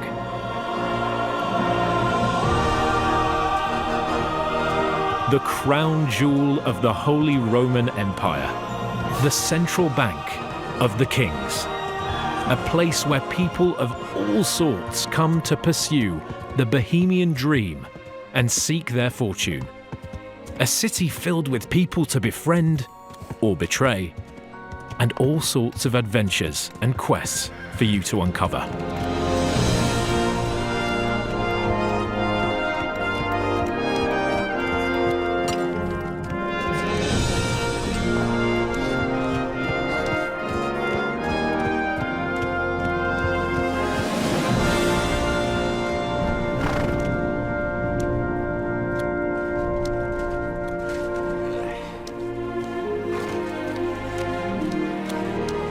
Any trouble? Got it?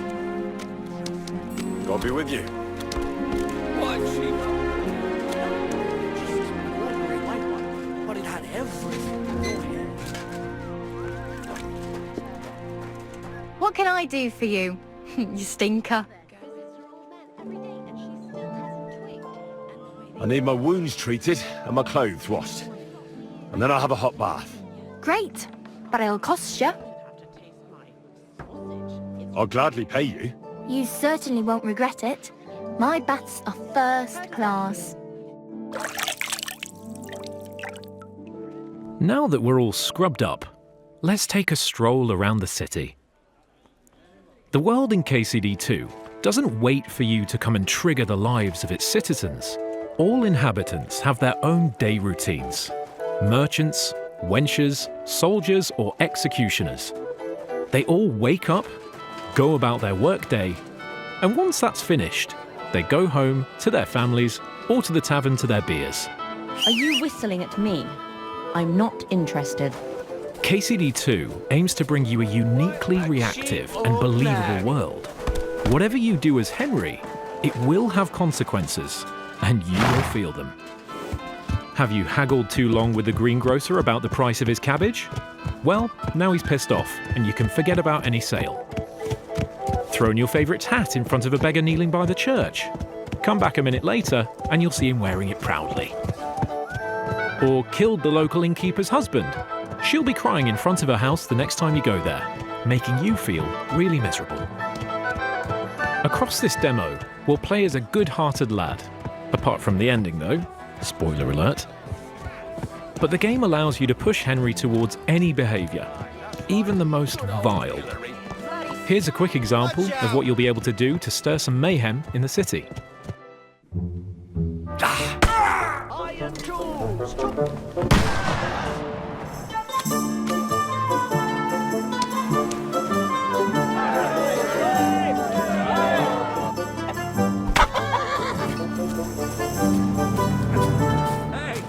Did you forget your clothes somewhere? Aye. At your mother's place when I was shagging her.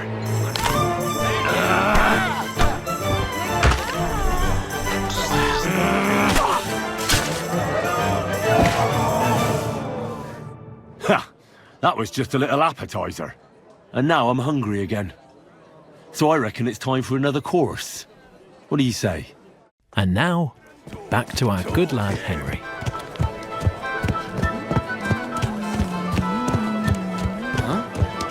Please, good man. I need some help. A prime example of a random encounter. What is it you need? I lost something, and I can't find it for the life of me. My leather satchel. I put it down here for a moment, and now it's gone? Where did you put it? Somewhere around here. I made sure it wouldn't be in plain sight. At least I think I did. Oh, a moment's distraction is all it takes. Someone must have filched it from you. If I don't find it, I'm done for. Now hold on, wait. What are you doing? Give it back right now. Cheeky bugger. 50 groschen? That's worth at least a hug down the bathhouse. Stop! Enough! Had enough? Aye. Now hand it back. Everything you stole from me. Here. That's all of it. Can I go now? Piss off. You're acting like a child. Go and whistle somewhere else. With our groschen back in our pocket, let's go to see a merchant to stock up on food, sell Raniek's bow, and head to the whereabouts of the second man on our list.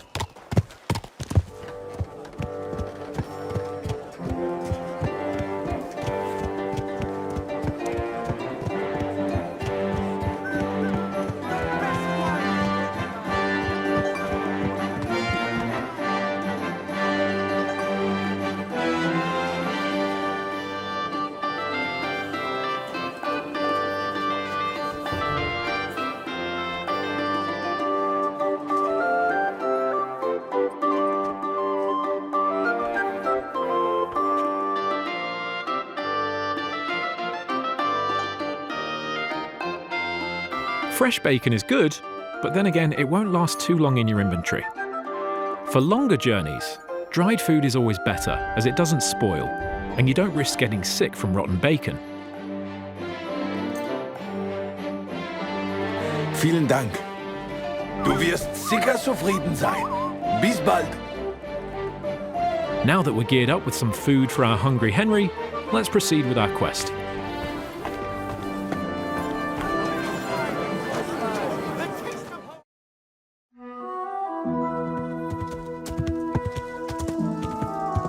The world in KCD2 is filled with places to discover. Let's have a look at this old ruin. There might be something valuable.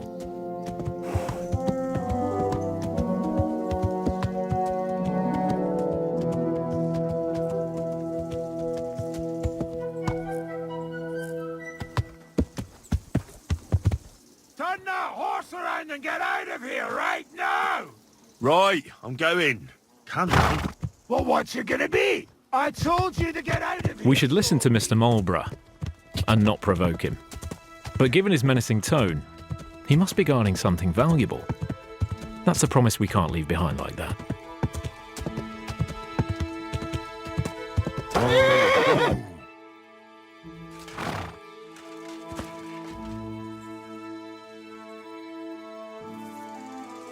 Let's change our outfit to something more quiet and drop the chainmail for a bit, so we don't rattle across the whole camp.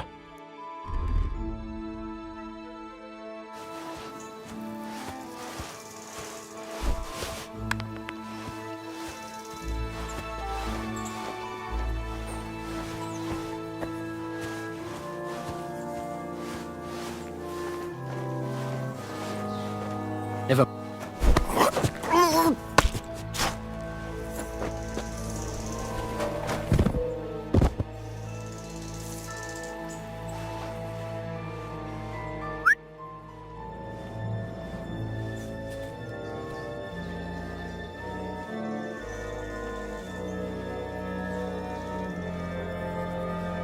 I heard something.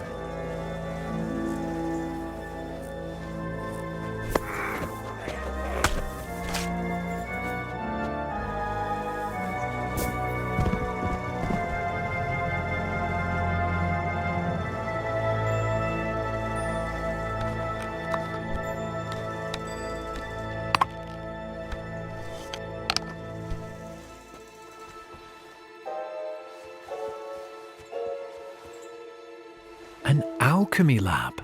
Of course. Oi, Pinkman.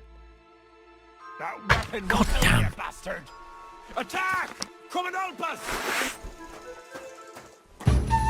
Show your stuff. As you can notice, shields are very handy when you carry only a short weapon and have a free hand. But we cracked it right enough. Let's try to dodge and attack him right after. There you go, Henry. Yes, the weapons and shields can fall apart during combat if they're damaged enough. So it always pays off to take good care of them. I'm just getting started!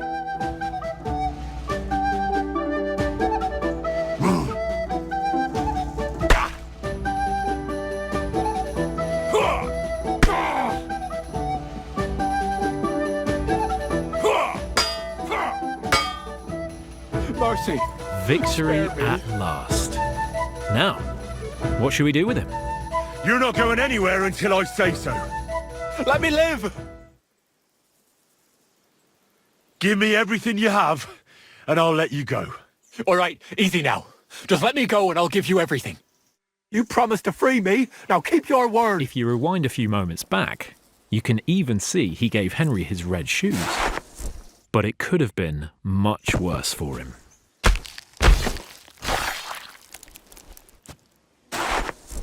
Fuck this! I'm not getting myself killed! There must be something of great value here. Fuck this! I'm not getting myself killed! Oh yes, Saviour Schnapps. A classic period potion through which you save the game. This was worth the 3 kills, unlike the bow.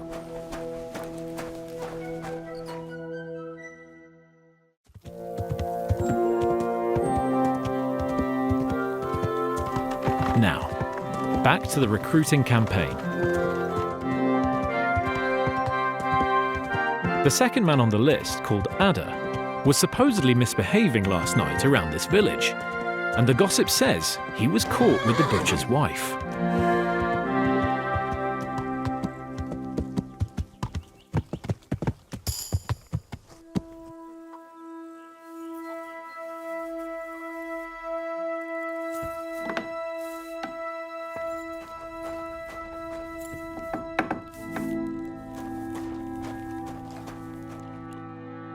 Good evening to you. I'm looking for someone, and the innkeeper said you might be able to help. Is that so? Who is it? A wandering man at arms. He's a foreigner, a Pole. They call him Ada. Who are you anyway? Some friend of his? Something like that. I just need to find him. Then you better hurry up. My old man wants to murder him. Why does he want to kill him? Because he's a stubborn fool who won't let me explain. and believes gossip over his own wife. Then calm down and tell me what happened. Nothing happened. I mean, not that the Pole wasn't interested. He was looking at me all night at the inn, but I avoided him. I'm sorry, but I couldn't help but notice. Is that bruise from the butcher? He doesn't mean it. He just doesn't know what he's doing when he's angry. Here you go. A potion for the pain. It should help you quickly. Thank you. And where will I find your husband, Ada, and the rest? Outside the village, in the direction of Kuttenberg. There's a lone tree in the middle of the field. You can see it from a distance. They said that's where they take him, so that no one can see them. I better go and see your husband. The sooner it's over, the better. Hurry up, please. We should hurry up then. A violent mercenary and a jealous wife-beater behind the village can't end up well. What? Are you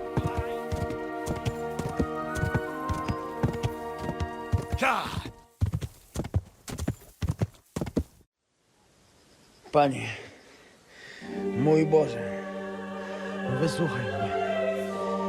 Całe życie mordowałem i ruchałem. Więcej razy paliłem kościoły, niż byłem u spowiedzi. Wybacz swoją słudze.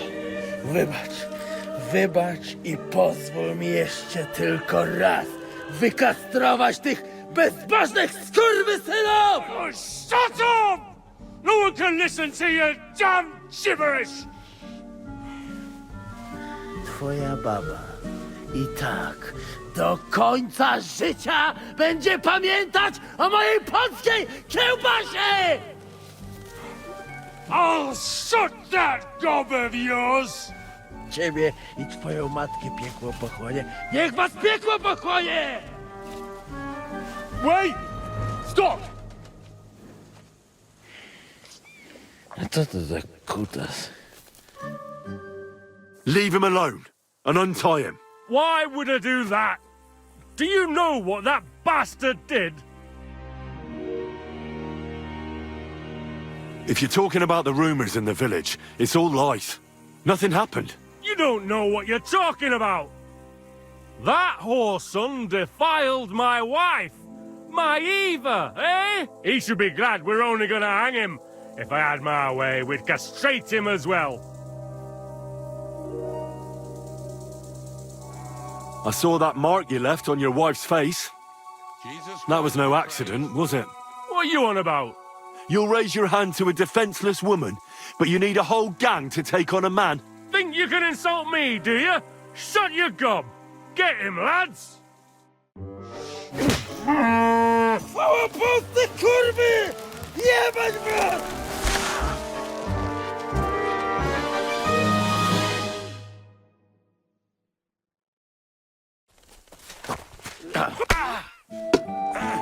Well, at least Eva can find someone nicer now.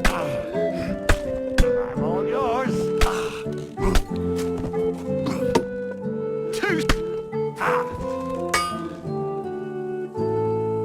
I feel quite hungry!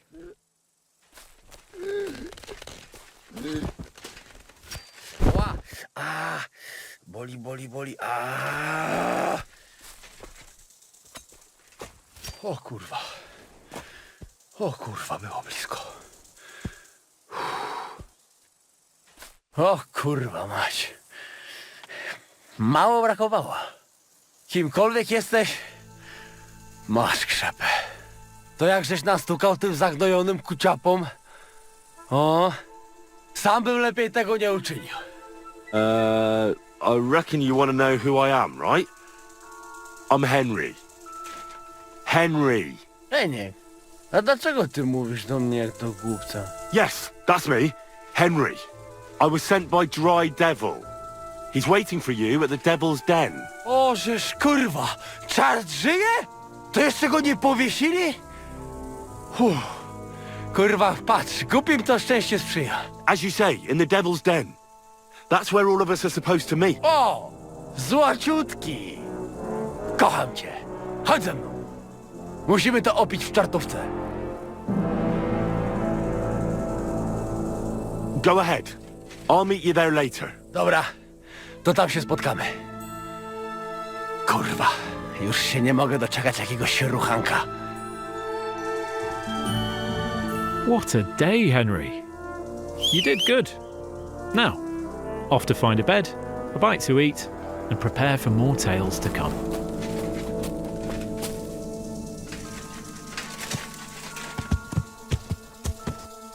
Good. This concludes our gameplay showcase of Kingdom Come Deliverance II. Get ready for more exciting peeks into this medieval adventure on our journey towards release, February 11th, 2025.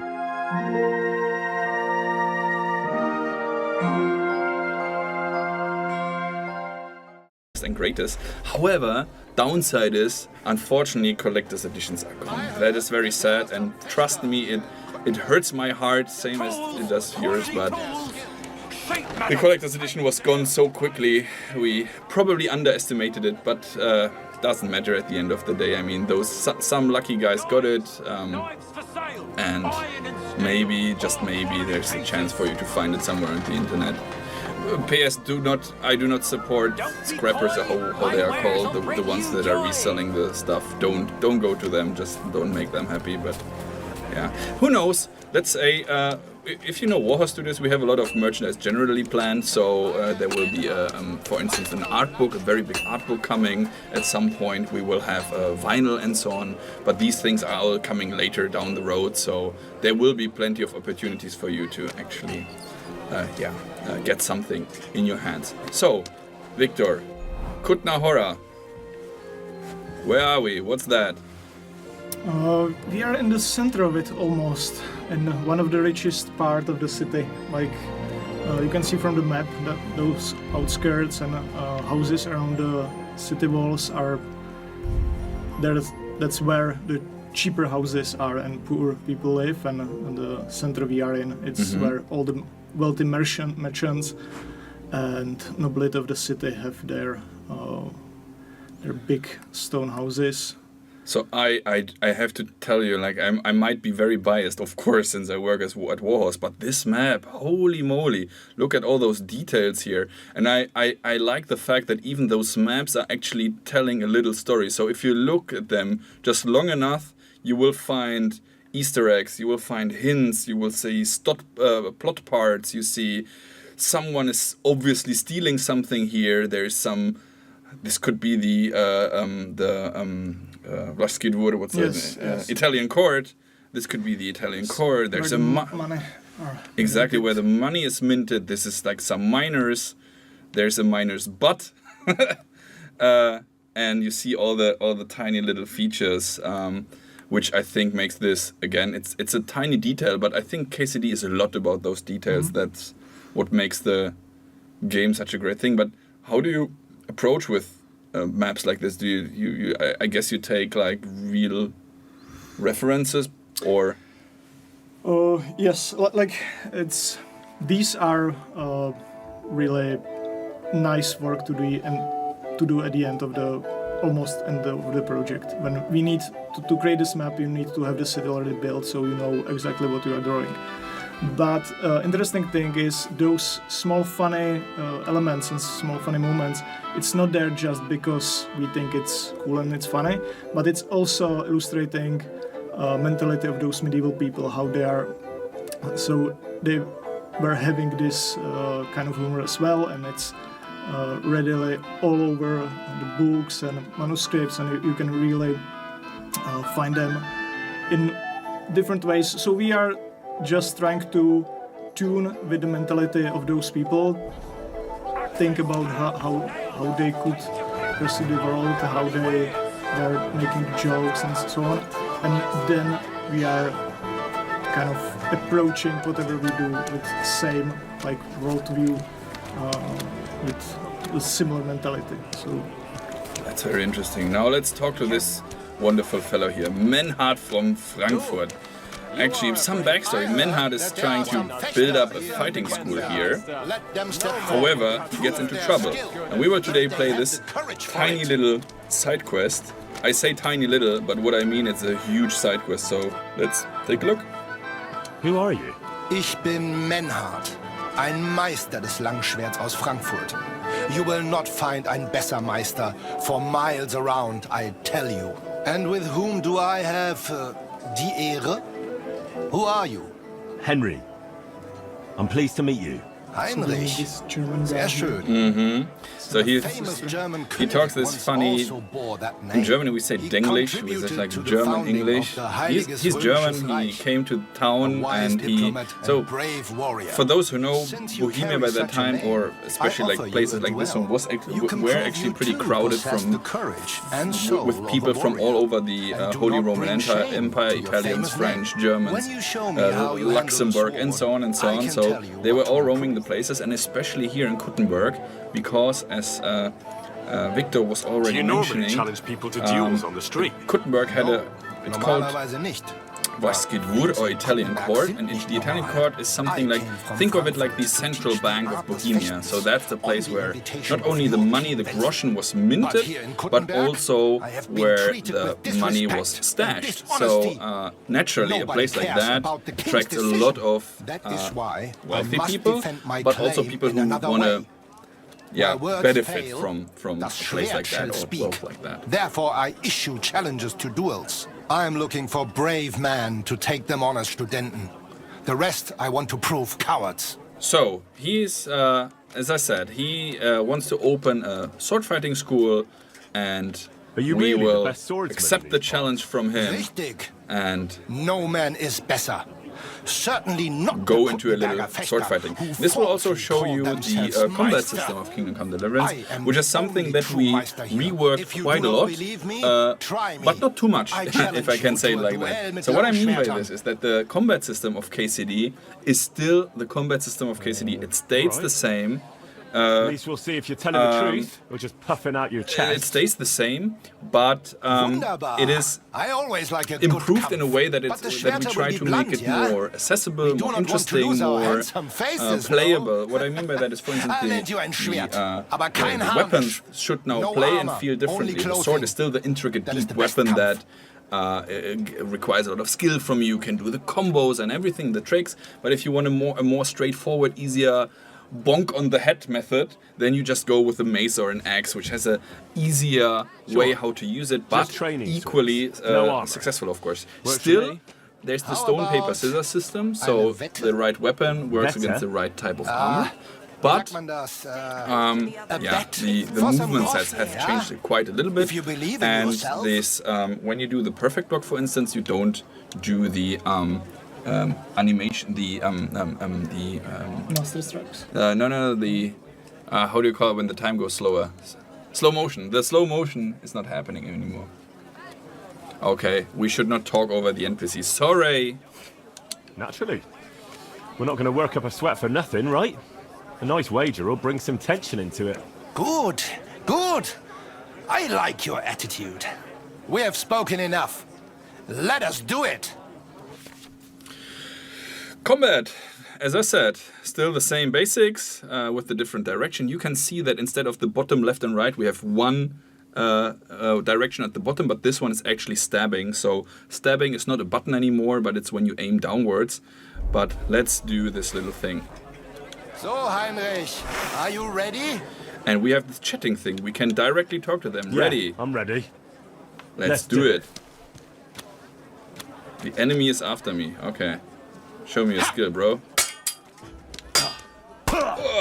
We defended us!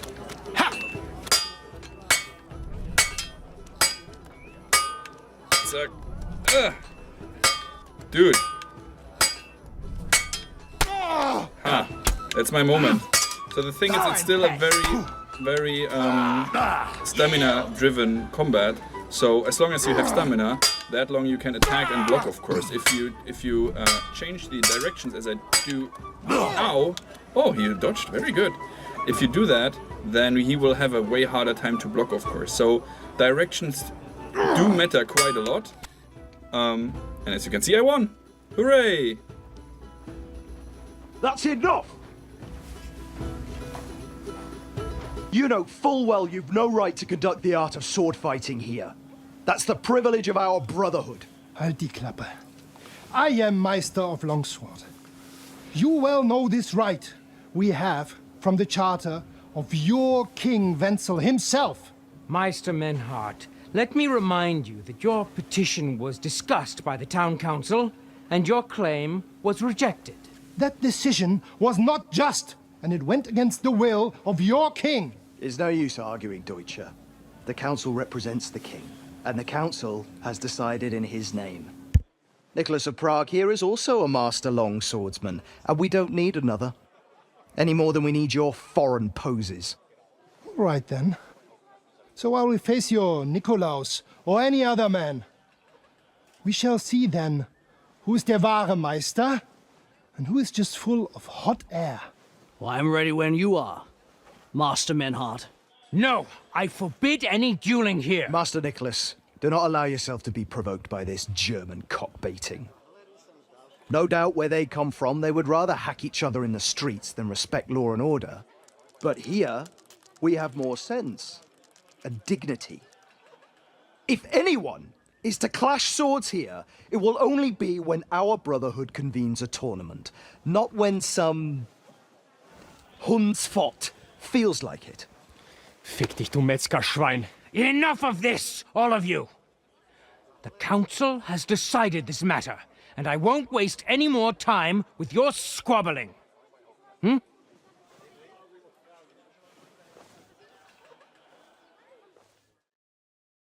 You've infringed on our regulations, and it's not the first time. You'll pay a fine. Scheiße. That is ungerecht. Not just. And you will be banished from the town, so that nothing like this happens again. Okay, so as you can see, things are going downwards, and we have a persuasion system that is way deeper than it was before.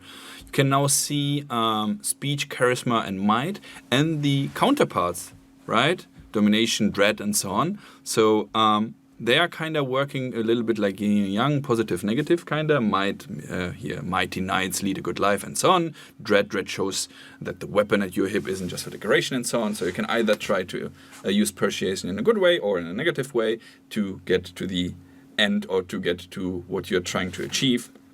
And it again works as in KCD1. So you can have better stats, but it also depends a lot on the situation, on your clothes, on the where you are and who you talk to, and so on.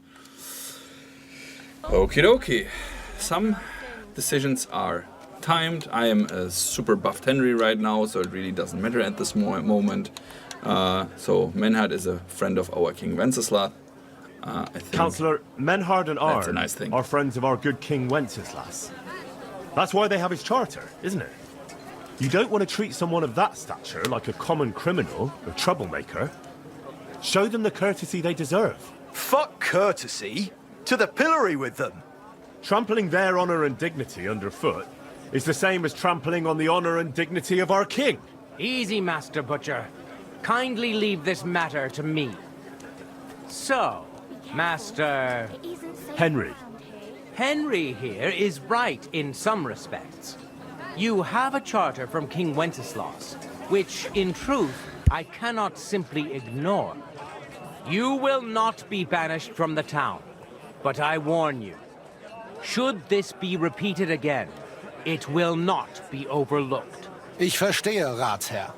Yes. Good. I'm pleased to hear it.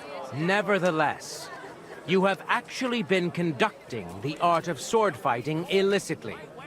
You shall therefore pay a fine, to which the Kuttenberg Sword Fighting Brotherhood will be entitled for the infringement of their right, which also applies to your eloquent spokesman, Henry.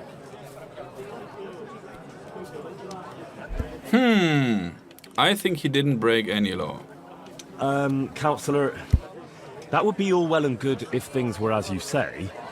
That's not actually how it is.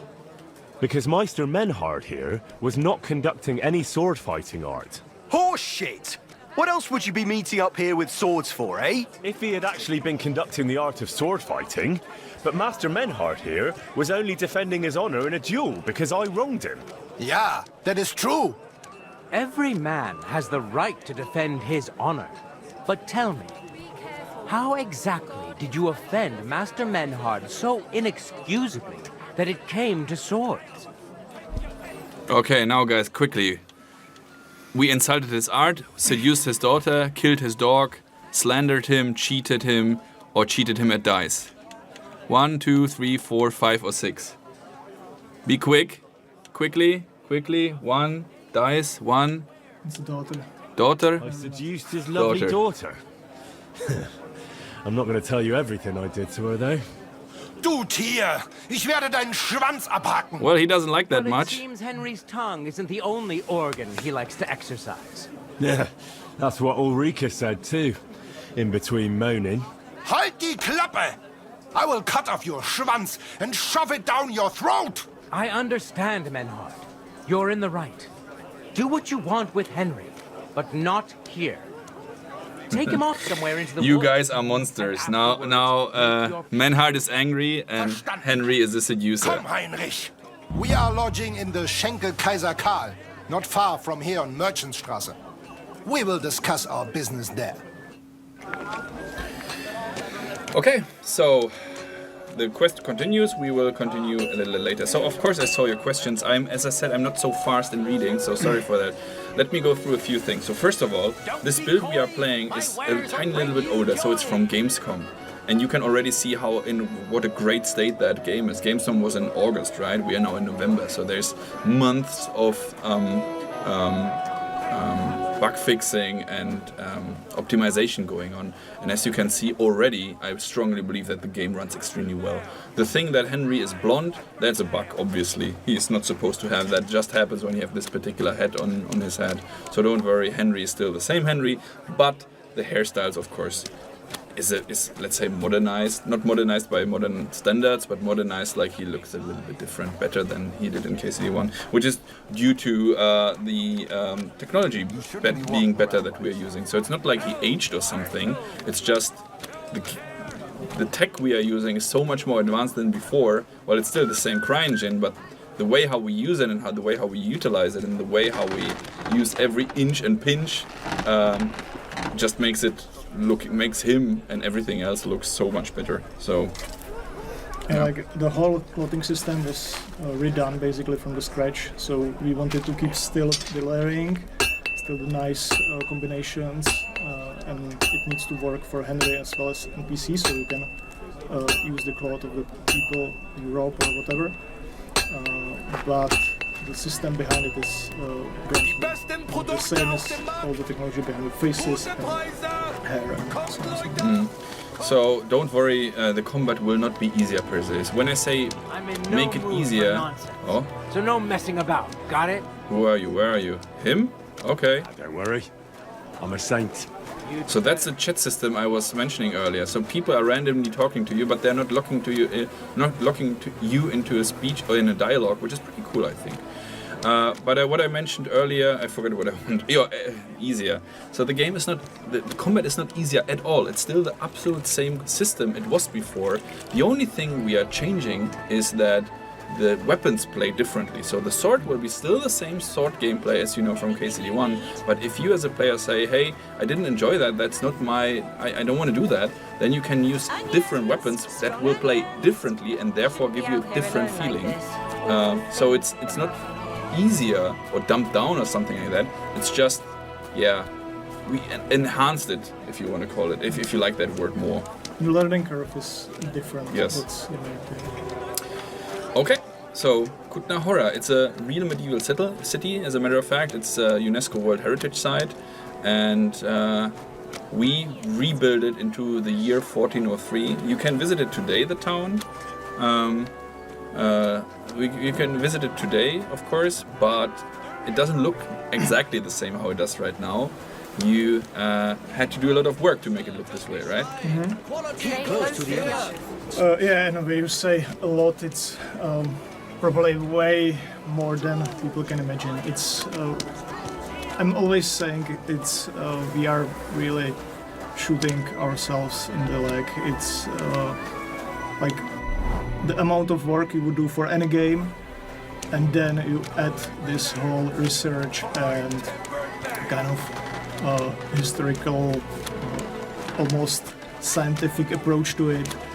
So you need people. There are basically people who don't do anything else than specializing on medieval architecture. For example. So we have one guy who is like expert in medieval architecture, and that's the whole process is that much difficult because of that. It's almost insane. It's really something which we have tough time to, but we love it. So it's we wouldn't do it otherwise. But sometimes it's getting really complicated. You shouldn't. But the advantage is also. So of course, if you build a medieval city, a fantasy city, you can just build it exactly as you need, which is an advantage for you. You can create the buildings exactly as you need them in the game. If you have a real city like that, you have to work with real data. Oh, the shop is closed, unfortunately. Can't show you the weapon shop. So this means that we have to take the historical data, and it's really nice that the city of Kutna Hora is actually working close together with us. Hi. Trying to when they found out that KCD2 will take place in Kutna Hora, they were actually very, very excited. I don't know if you know, but KCD is kind of a big deal here in Czech Republic. So that's pretty cool. Can you turn it around? Yes, of course. This is one of the things, for example, like when people, you introduce them, you are building medieval city, most of the people will be really imagining those narrow, curvy streets. And for example, here we got, even inside the team, a lot of impression was this is too wide. Why it's too wide and straight, huge street. This is not feeling medieval. But the layout of the buildings on the street is basically based on the archaeological research. So we know a lot of buildings, it's not standing these days, but we know where the basements of those medieval houses were. So we use the map of those documented basements, which are, and then on this layout we built a lot of the city. It was really a big help, for example, in looking for the layout of the city itself. They are fighting. We don't want to get involved. Excuse me. Let me go through, and we will continue with the quest and talk to Menhard here. Hello, because he wants us to wait in the pub of Charles IV. Is that the pub of Charles IV? Yes. Emperor Charles, which we can of course see by this picture. Oh yeah, I said that earlier. The game is the build is from August. Sorry. July, August. So of course there's a few visual bugs here, but as I said, absolutely don't worry. We put a lot of effort and hard energy to optimize it and make it as smooth as possible. Keineswegs. I only said it so they'd get off our backs, you know. Ich weiß. But you should have thought of something anderes. Zum Teufel, you made me a big shame. I will have to fix this for my good name. Sorry. I just said the first thing that came into my mind. Ja, aber do not do it again. Klar? Klar. Gut. Auf jeden Fall, thank you for standing up for us and dealing with Fridush. We appreciate that. Be assured. It is good we do not have to leave the town or pay any geld to those fools. That would be eine Schande. A disgrace. Auf jeden Fall. It is not over yet with those Kuttenberger Fechter. We must somehow compete with them to preserve our honor and glory. It is not possible that a Meister such as I can be rejected and humiliated. Richtig. Es muss Gerechtigkeit geben. Listen, Menhard. Tell me what it's all about.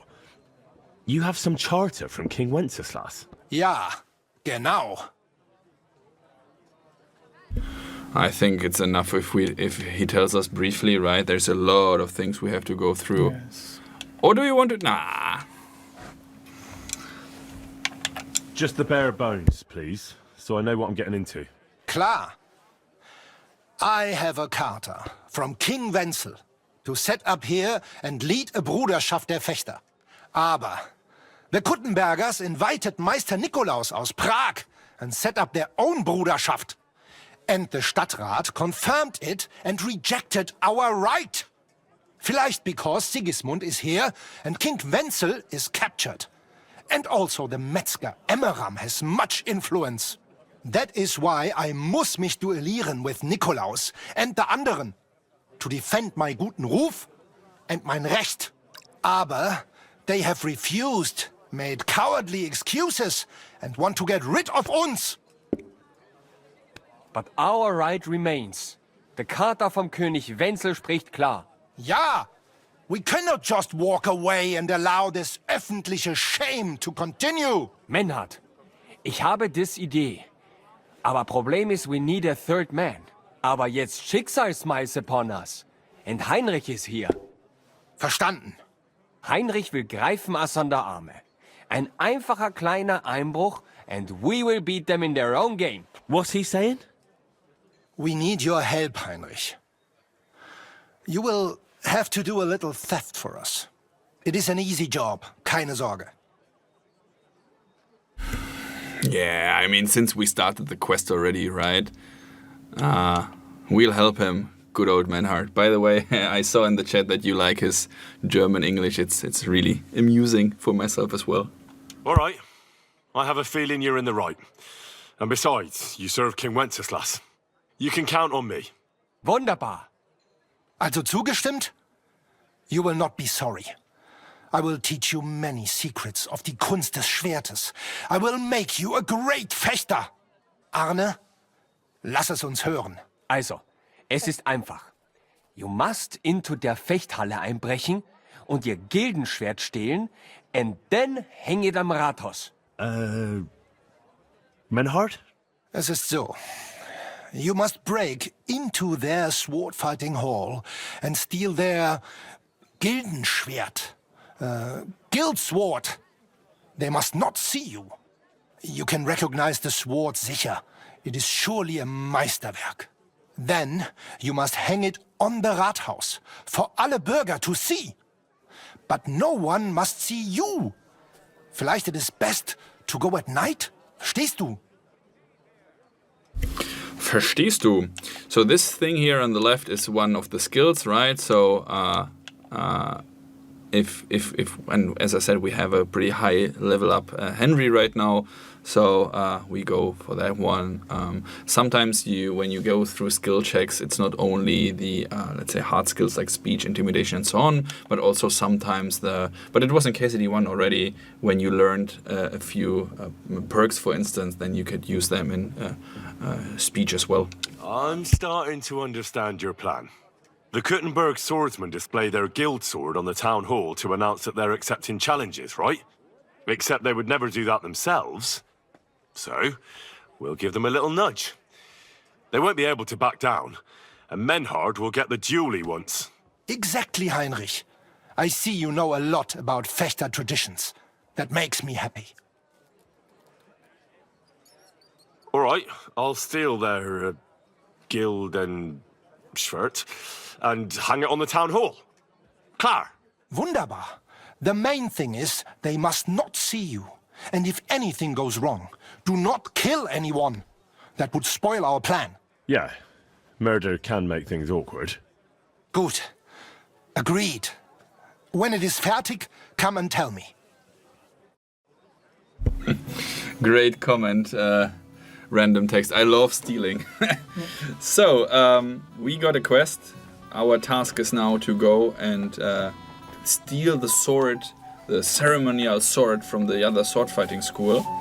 I saw a lot of questions about the PC specs in the chat and also about DRM. So let's talk seriously for a second, okay? Guys, get ready. So first of all, PC specs, okay? That is something that is always being made in the end of development, right? So first you create the game, put everything in there you can, and in the end you are trying extremely hard to get rid of the bugs and to optimize it on all the hardware possible. There's a minimum, there's a maximum, you know that of course. Right now, as I said, we are deep into optimizations and bug fixing.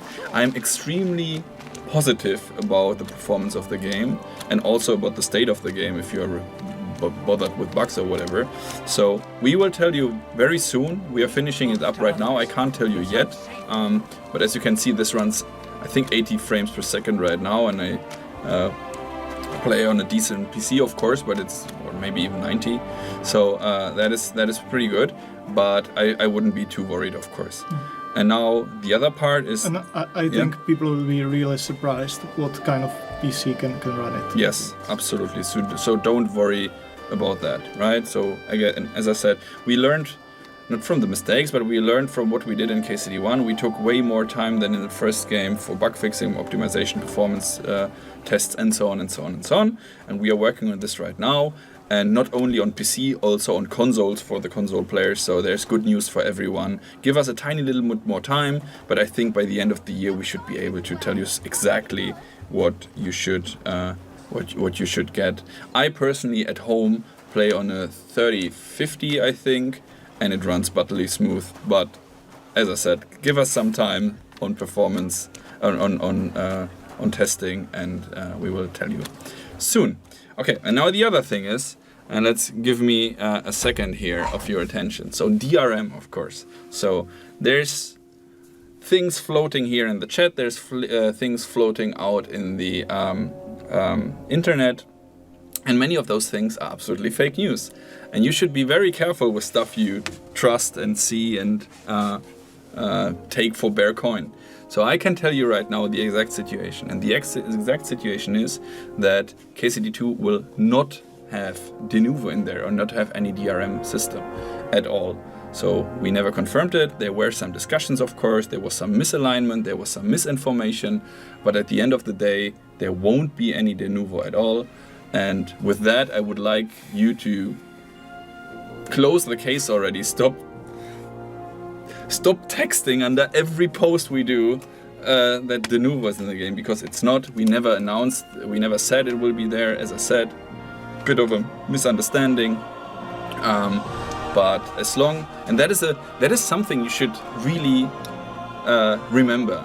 As long as Warhorse doesn't announce anything, it's not true. So we say the things once we say them, and once we say them, they are real and it's happening.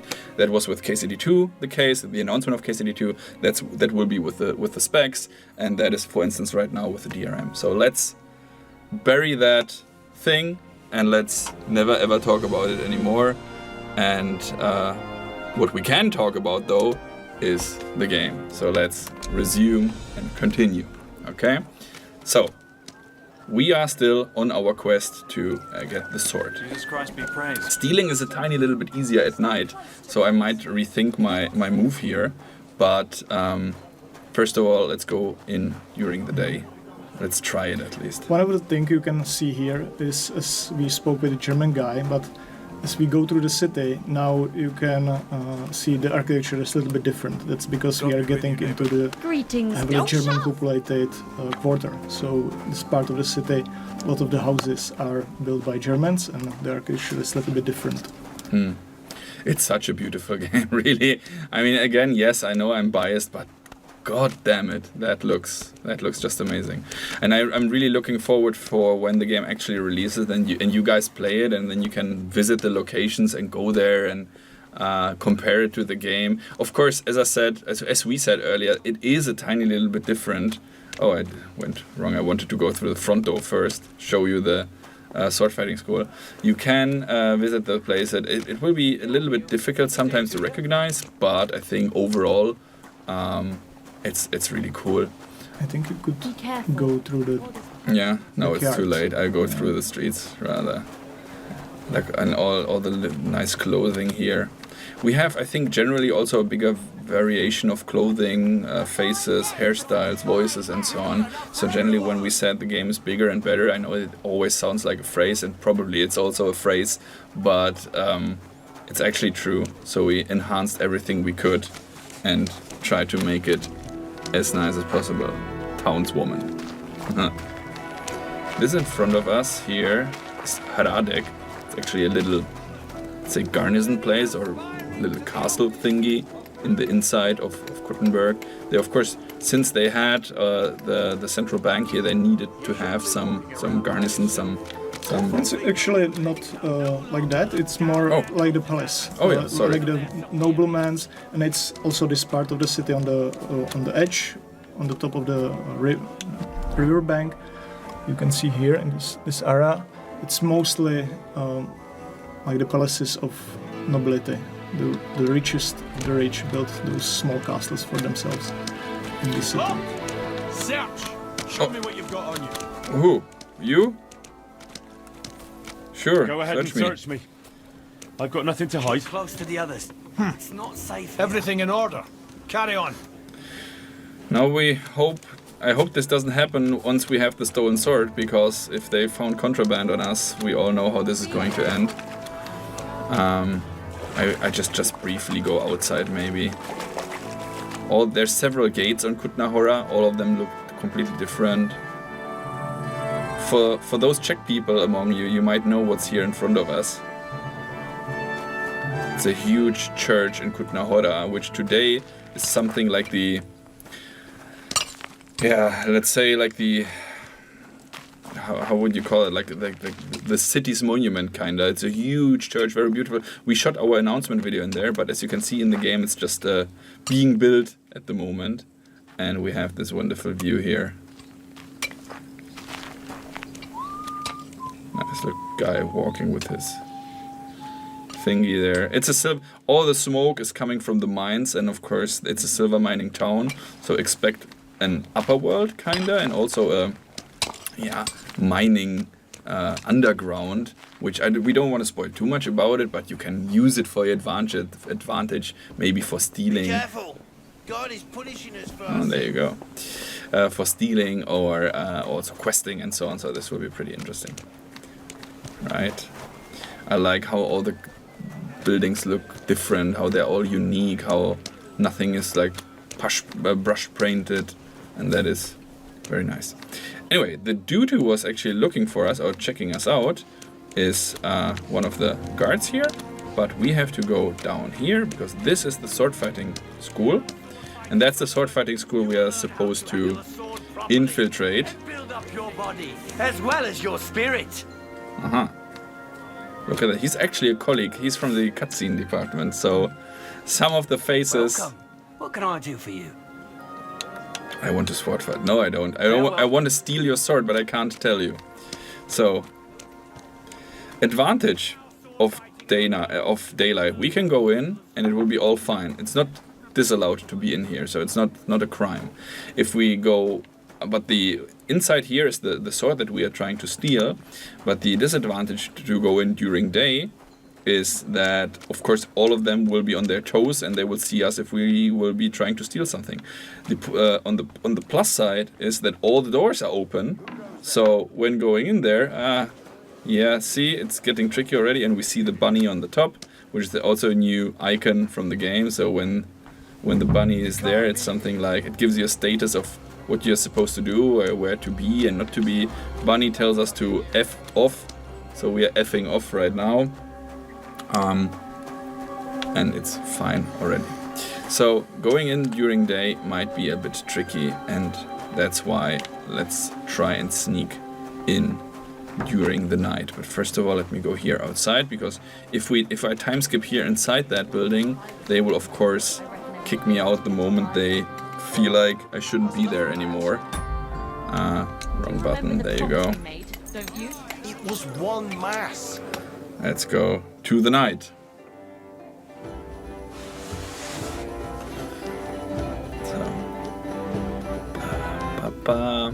And it's nighttime. Hello, sir. It's night. Remember that at night you must carry a torch. Cool thing is that if you time skip to the night, then you will automatically equip a torch, so you don't get caught by a guard while time skipping. That's a bit weird. So, up. Let's go. So, the concept artists or your department are the ones that are working closest with the historians, which is, I think, pretty interesting information. Most people, when they hear concept, they think of people drawing orcs and elves, but you are the ones that are closest work. We have the in-house historian, of course, but she's working with the others, but you are working with the most of the historical data. Can you say something about that? What do you want to hear? Like there is, it's like you are saying, and it's one of the tough part for some people who are coming into the company when they are really skilled draftsmen or can paint real nicely, but then we ask them to really dig deep. Fortunately, you would do even the fantasy game. The approach would be similar. You do some research. The kind of thinking about the stuff is, if you are doing it well, you do it similar as we do. It's not a huge difference, but we are kind of bound much more to respect what we learn and like don't change the stuff just because we think it's looking cool. That's the biggest challenge. Like you are not always allowed to do what you think it's just cool. It needs to be cool, but also it needs to fit into the world. Yeah, but I think that is also where we sometimes have to draw a line, because and that is very often I'm being asked, like, if realism isn't like a handicap or something. But you need to understand that we are not killing fun gameplay in order to make something super realistic but super boring or tedious or something. The point is that the realism part is something like the vessel or the toolbox or the techniques we are using, the story we are telling, the way how we write the dialogues, how we think about questing and so on. So that is not the issue. However, sometimes, mostly due to technical reasons, we have to bend reality a tiny little bit, and that is sometimes, for instance, that armor maybe is not maybe it's 100 years older or younger or whatever, and sometimes we say, hey, listen, it just fits so well into the setting we need it, or the streets of Kuttenberg aren't always exactly how they are in real life, because sometimes you just need that little twist and turns for the draw distances and so on. But there are two things. First, with the armors, we are really trying to keep them as close as possible. So it's usually just the decision we are doing. For example, with one you can get with pre-order. We wanted to make kind of vintage armor, something like you get this luxurious vintage car, so this is vintage armor. So we did it like it's supposed to look like 50, almost 100 years old, like 50 I would say. So it's not like we just go through nice pictures of armors and batch them together, but this is exactly what we do. So even if you and even with that, we of course can make some mistakes. That's given. You will we have like around the guy who was painting the icons for clothing system. He did basically like 3,000 icons for the clothing system. So there's a huge amount of assets we have just for the clothing system. So it's kind of you will do some small mistakes on the way that's uninventable. But we are really trying to be as hard and looking for details and not forgiving ourselves to this bit. So yeah. And the other thing with the streets, we are usually trying to find some other way, something which would make sense. So maybe it's not 100% like we don't know how it was, for example, but we always look for how it could be. We have maybe something similar in some different cities, maybe even in Germany. There is some similarities in those cities, so we can always get inspired by that. That's a good point, because some of the stuff is destroyed already, so or just there's not so many things we can check out here in Czech Republic. So you guys are going further, trying to find information in France, Germany, England, and so on. However, you need to be you need to be careful, because things are also changing in looks and styles. People had different touches and different likings and so on. By the way, the reason why I was going out, because there was this dude standing around in the room, which I was a tiny little bit afraid that he will spot us. But I'm too good of a master thief here, so Let's go out. Okay.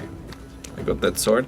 We should be careful about the knights, the guards, because as you saw earlier, they can, if they want to, randomly search us. And if they do, they will find out that we have that stolen sword on us, because this ceremonial sword is obviously something that's not belonging to us. What is important though is, and that is I think really cool, quests play, and this was already part of KCD1, but we cranked up the volume again here for the second game. Quests do play different according to decisions and things you do in the questing. So I will tell you later about what would happen if they will caught us, if they would caught us, or if we would lose in the beginning against Menhard. But here's a very interesting church. Can you tell us why it has only one tower? Because it still has one tower today. Yeah, you can see it. It's been built in that time, so you can see there's all around. They are just trying to build it, but that's, you already kind of mentioned the reason before. The whole city is undermined, and it was not really. It was dangerous to finish the tower. So when they found out, they just decided to not continue. So it looks almost the same today. I feel like there's a pattern there. The Sazava monastery was never finished. Now this church is never finished. And even Barbara took a few centuries to finish. So it's wonderful. But there's a battlement up there. Do you know why a church has a battlement up there? Do you know it? No. I know. So the reason why they have a battlement is it's something like a local speaker in a way. So if you want to spread a message really quickly in medieval times, you can either send the guards and send messengers and so on, or if something is really bad, terrible, you go just on a very high vantage point like this church here, and then shout it down like, hey, fire or attack or whatever. So the battlement is not for protection, like to fight there, but it's just to be able to stand there and shout downwards. Show the inventory, please. Okay. Yeah, so now you can change the cap. Yeah. You want me to change the hat? Yeah, remove it. Okay. So now Henry's brown-haired again. So the inventory got a big overhaul as well, as you can see. There's still a lot of information there, but I think they're way more on point than they were before. It has everything you need. The crafting is there, the skills is there, all with the little tiny sub things. You can see that polearms now has their own weapon skill tree kinda, so polearms are a thing in the game. Unarmed is a skill in the game. You can, for instance, if you have no weapon on in your hands, you can try to unarm or disarm the opponent. We have the different skills, of course. Here you go, survival, thievery, all the good stuff. And the missile weapons, the marksmanship, and so on. All the good things. Combos are in there, and everything you like. Kuttenberg, people of the forest. And there was the question in the chat about the polearms, and you can have them in the inventory and just carry them around and use them as regular weapons. Which is something a lot of people wanted.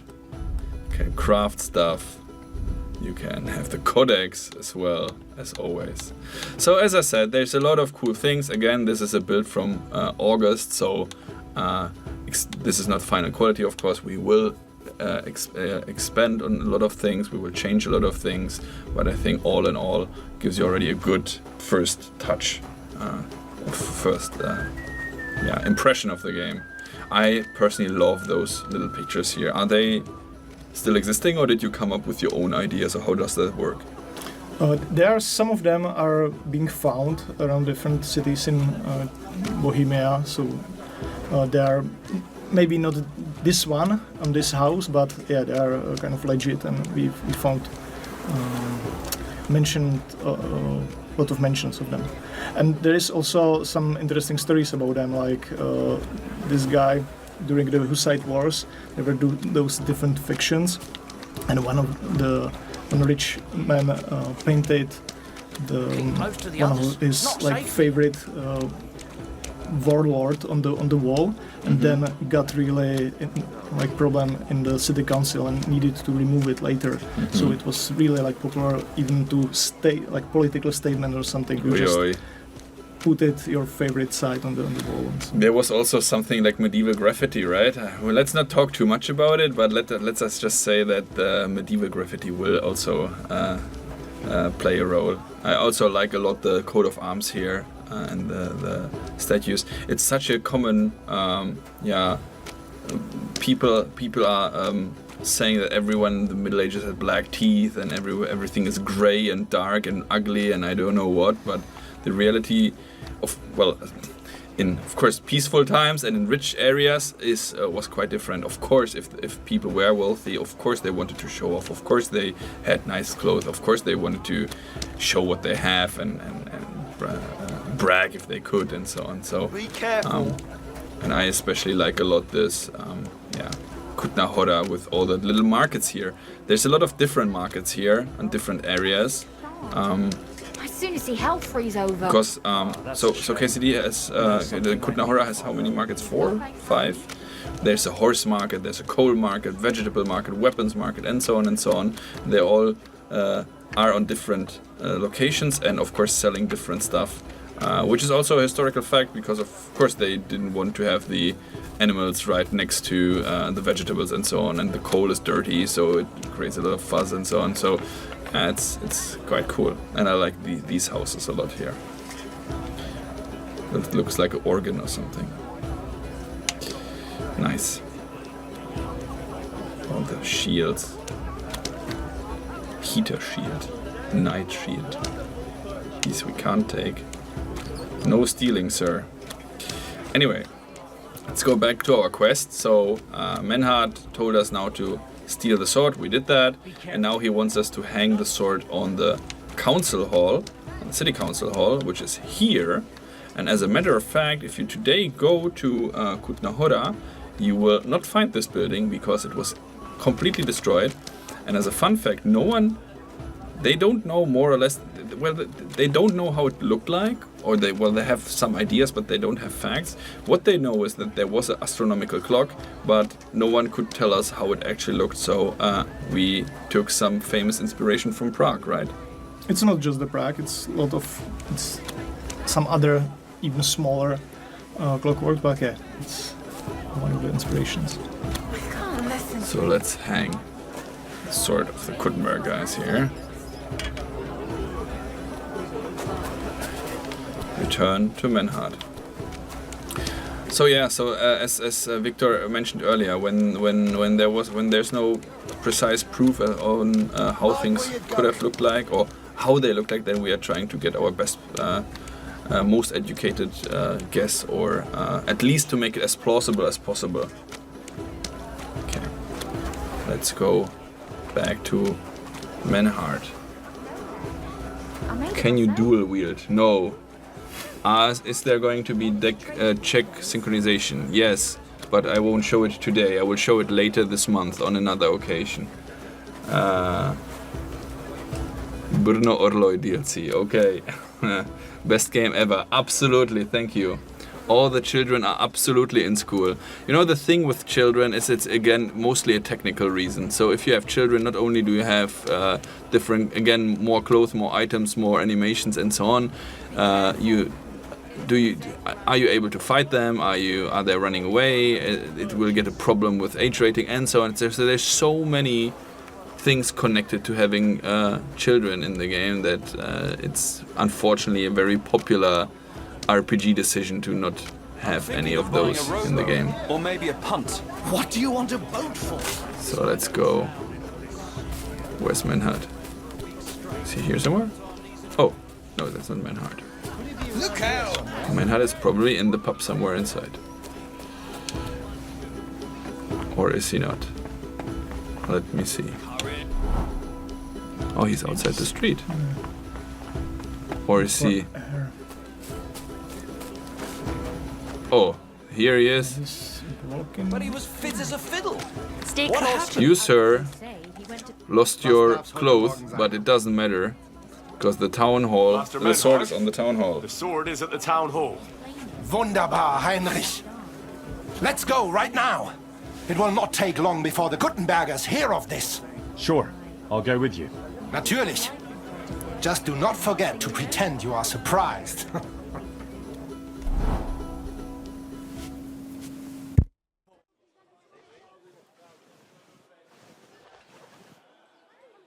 Fucking thieves. No, no. We can't take it back now. We'd look like fools. Na, was haben wir denn hier? I see the Kuttenberg Bruderschaft has made a challenge to combat. So, I see you have endlich worked up the courage to face us in public. There's no need for mocking, Menhart. We've made our challenge, as you can see. Wunderbar. Das freut uns. Genau! We accept your challenge. Well, since we've arrived at this point, listen up. It's time to put an end to this bickering. Besides, it will only benefit our town if the best of the sword-fighting masters takes charge here. So, whoever emerges as the victor of your tournament shall win the right to lead the sword-fighting brothership here. That will bring a just close to this whole affair. Bei allen Heiligen, you have decided wisely, Fridush. It will be seen that it is we who were right from the start. No way! You can't do this, Fridush. We set up the sword-fighting brotherhood. Stay out of it.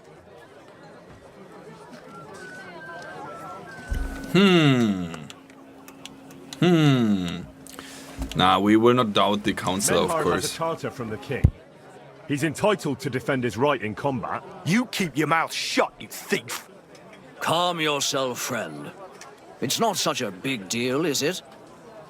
We'll compete honestly against these Germans, and then we'll finally have peace from them. All right, Nicholas. Let's show them Deutschers how we sword fight here. Because we ain't afraid of no one. You want combat? You'll get it.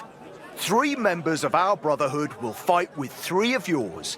Each will have a bout with all 3 opponents, and we'll see who wins the most. Du Schwindler! You know there are only 2 of us. I agree with Emiram's proposal. Kein Problem, Arne. We also have one promising student, nicht wahr? I would like to ask you guys, but because there's a tiny little bit delay and most of the questions are timed, as you can see, I can't wait for the responses, but Richtig. I'll help Arne, Menhart. On Menhard's side. Gut, Heinrich. Gut.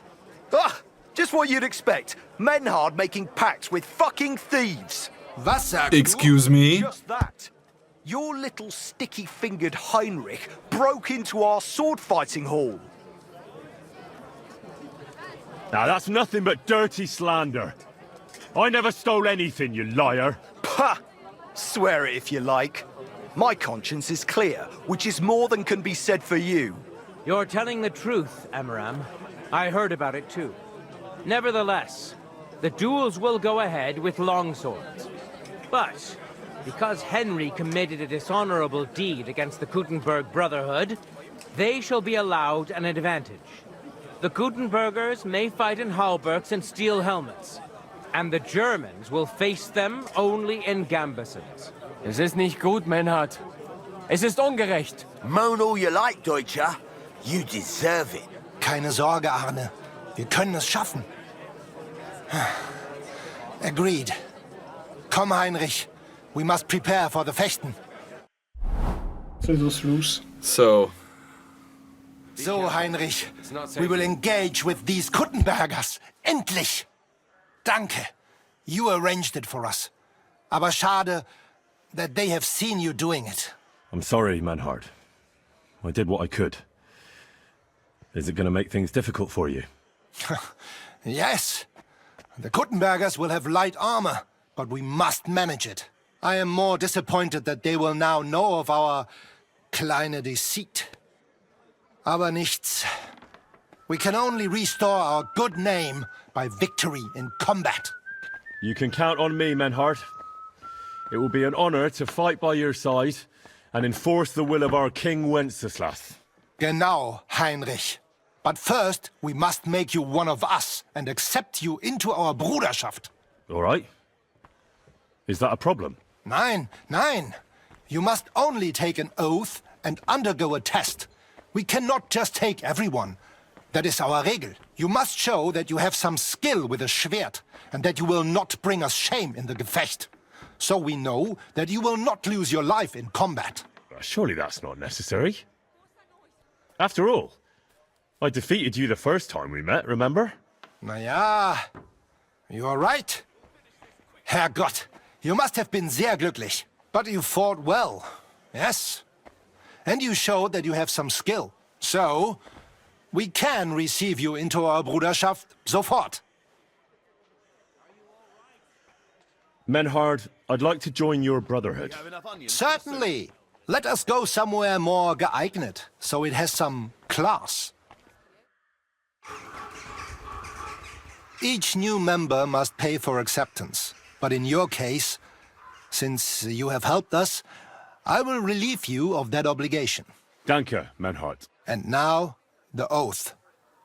Arne will be the witness. I will be honored. Kneel, Heinrich. Hör gut zu.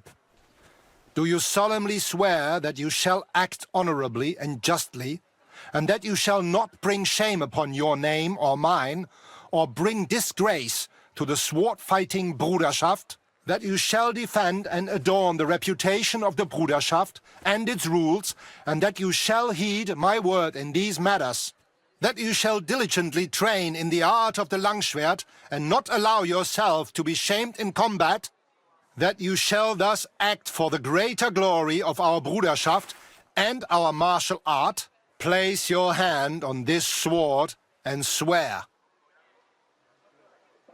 Okay, now we can choose. Do we swear by the king, by the father, the blacksmith, or all the saints? 1, 2, 3. Father. 1, 2. King. 2, 2, 2, 2, 2, 2, 2, 2, 2, 2, 2. By swear by father, the blacksmith.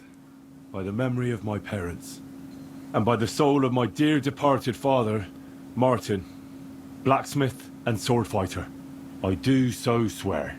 Stand as one of us. Heinrich, I hereby name you my student in the art of sword fighting. All honor to you, Heinrich. It is good that you have come among us. And now listen to your first lesson, and always remember this principle. It is not important to strike, but to strike and wound. I'll remember that, Menhard. Gut, Heinrich. I shall make a great fechter out of you one day. Let me know when you are ready. We will get to work and cross swords with the Kuttenbergers. Actually, I'm an idiot, because when I was showing you how... the way how they found us was when I was trying to get there during day. Can you remember I was showing you the bunny thing? So, I'm an idiot.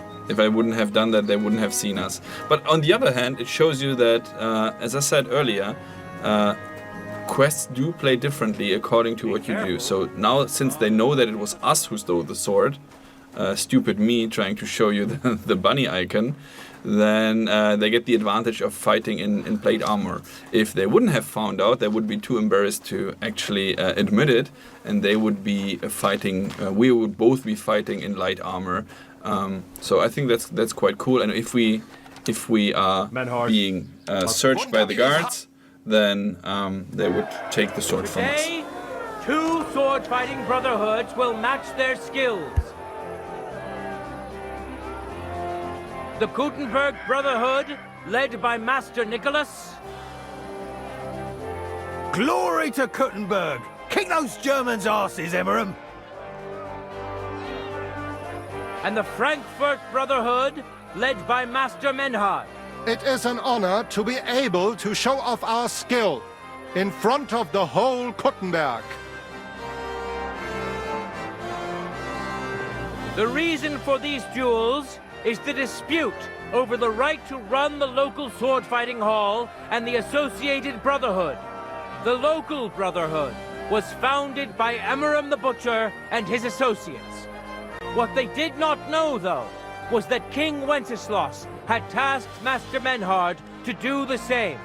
The king ain't here, Emmeram is. The Brotherhood belongs to the Kuttenbergers. And since King Wenceslas cannot resolve the dispute, the town council ruled it shall be decided through a duel. So, the matter shall be settled before the eyes of the council, as well as the burghers of Gutenberg and God Almighty.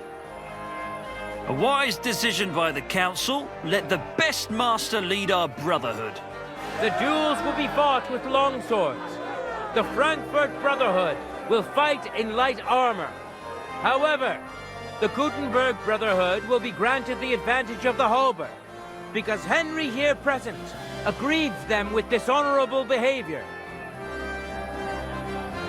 Nicht nötig. Armor or not, we are the better fechters. You got a lot of nerve for a young pup. Enough of this. You will have the opportunity to face off soon enough. Each dueler will face each on the opposing team, and whoever beats his opponent twice wins the duel.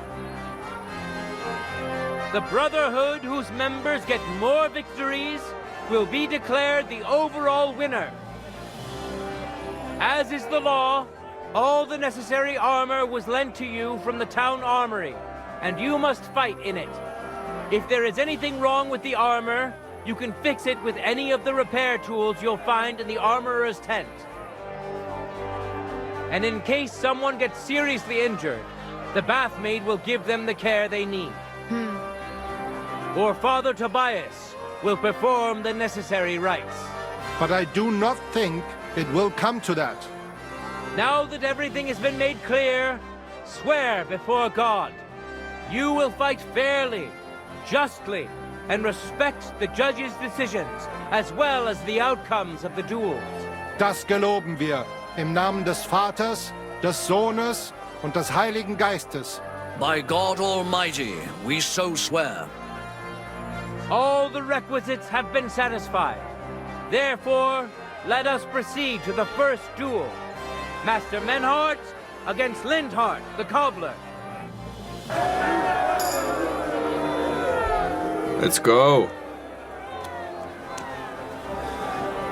So they will now start the fight together. As I said again, don't worry the little bugs here and there. As I said, that's a build we are having from Gamescom, so chances are extremely high that most of the stuff is already fixed.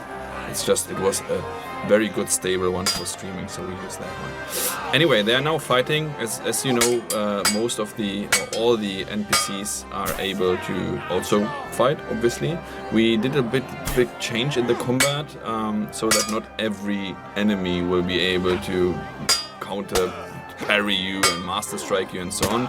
So there should be bigger variety and so on, and not everyone will do the super moves.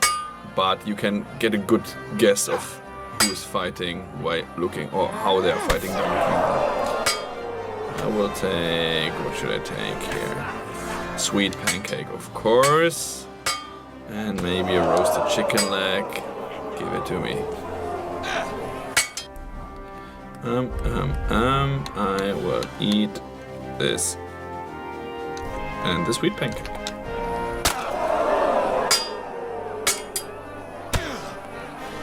Hooray! Today's first victory goes to Master Menhard. Let's see if he can keep it up, or if Linhart can even the score. Get ready for the next round. Henry, your villainy disrupted the court dispute, and I therefore ban you from participating. But because you have broken the law as one of Menhart's duelists, your offenses also fall on him and his honor. I therefore declare the dispute settled in favor of the Gutenberg Brotherhood, and you, Henry, will be punished according to the law by the guard. Well, I screwed up. I don't know how I screwed up, but I screwed up. Loitering around where you shouldn't have. And I've received reports of things going missing. Don't think we're idiots. You've been accused of theft. you'll pay a fine. And if I don't find those things on you, you'll pay for them too. I said surrender! All right, I'll pay. I don't want any trouble. Now, let's have a look at what you've stolen. Show me the goods. And if I find anything else on you that doesn't belong to you, I'll confiscate that too. Take a look then. Good. You don't have anything else on you that doesn't belong to you. In that case, an indulgence will suffice. Now, be on your way. Funny. Okay, let me see. With maybe I have maybe that one. That one could be. Let's try Manhunt. Let's try this one. Let's try this one. Maybe we can save the situation. Yeah, 1,800 is really hard. We need the cash. But you get the bathhouse you wanted to see earlier, right? So it has something. Let's try again in fast forward mode and see if we can this time win fair and square. Well, fair and square stealing without anyone noticing us. But it's life, and life things happen sometimes, don't worry. As I said, very early build still, and these are really minor things that should be gone already. In the meantime, we will have a wonderful night stroll again through the city of Kuttenberg. By the way, whenever we are mentioning Kuttenberg, everyone's like so focused that one map is Trotsky Castle and the other map is really only the city Kuttenberg. But Kuttenberg, honestly, is just a very tiny part of the entire map. So if you look around, Kuttenberg is big, as you can see. Suchdol, oh my god. But still, it's just a tiny, well, on the map size at least, a tiny place in the entire map. So let's try again, and this time hope for the best. Hop, hop, hop, hop, hop. Maybe hide the torch. Oh, that's a good point. I also didn't check if there's someone here. Hop. Let's hide the torch. Sneaky sneak. So let's try again, and let's this time be undetected. So hop.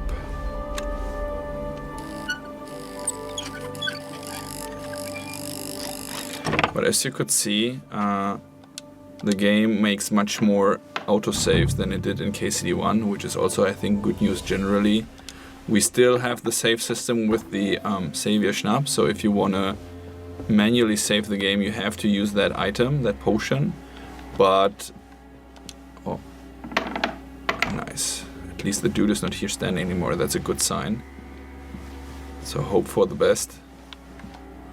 So if you manually save, you still have that minimum amount we want you to invest this potion.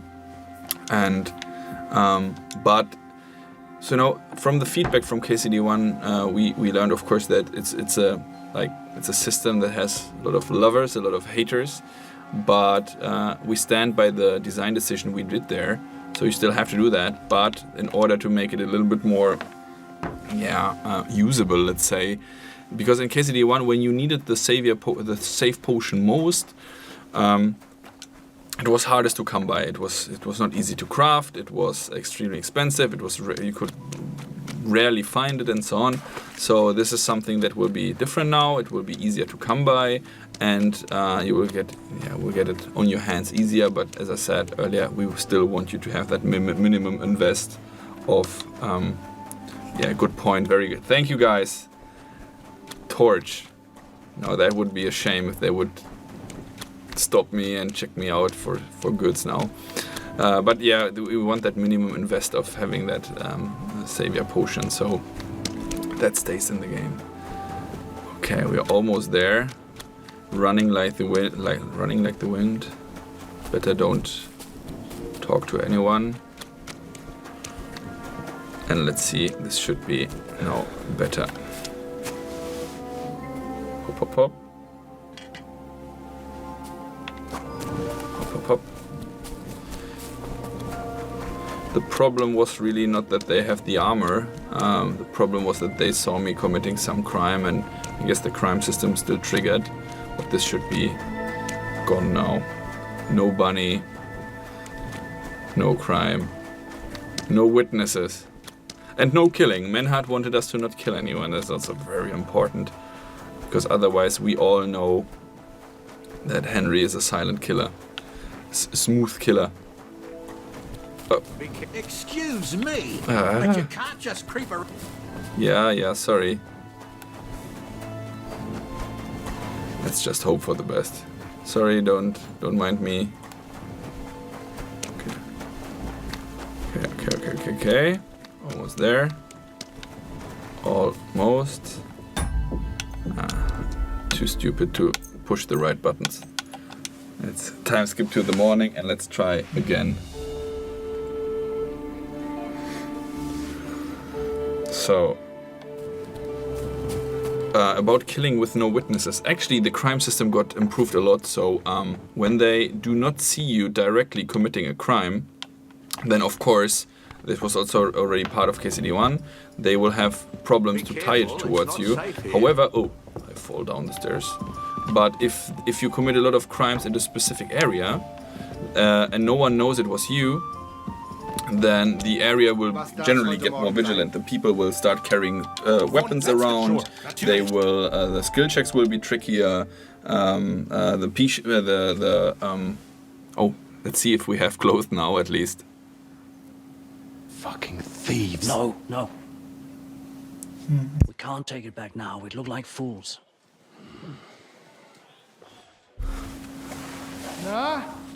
Okay, we saw that already, so let's skip it. I see you have endlich worked up the courage to face us in public. There's no need. Wunderbar. Yeah. Since we've lifted up. Yeah. Besides, it will only be so. Whoever that will Let bring me a see just close to this whole affair. if By they... allen Heiligen, you have decided... No way! You can't do this, Fridush. We set up the sword-fighting brotherhood. Stay out of it. Menhart is right. I want to see the This is a matter for... Calm yourself. dialogue. All right, It will be Nicholas. different now. Let's show them Deutschers how we sword fight here. Because we ain't afraid of no one. You want combat? You'll get it.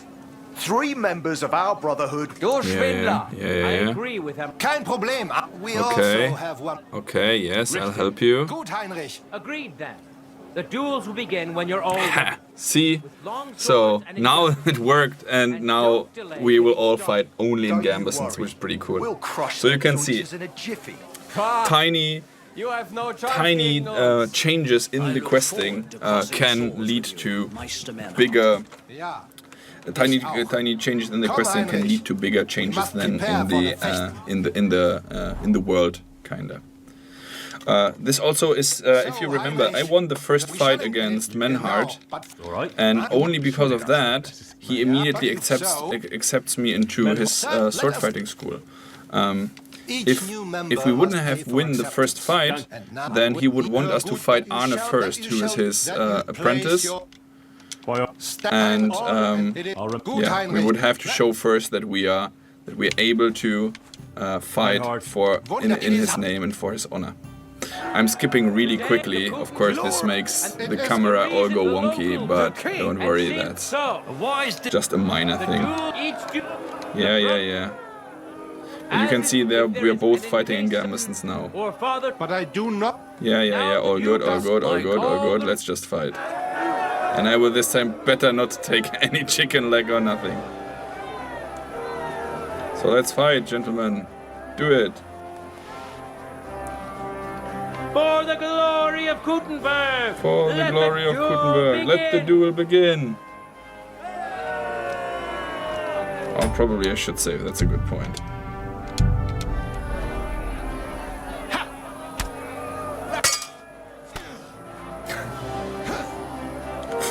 For Gondor, exactly.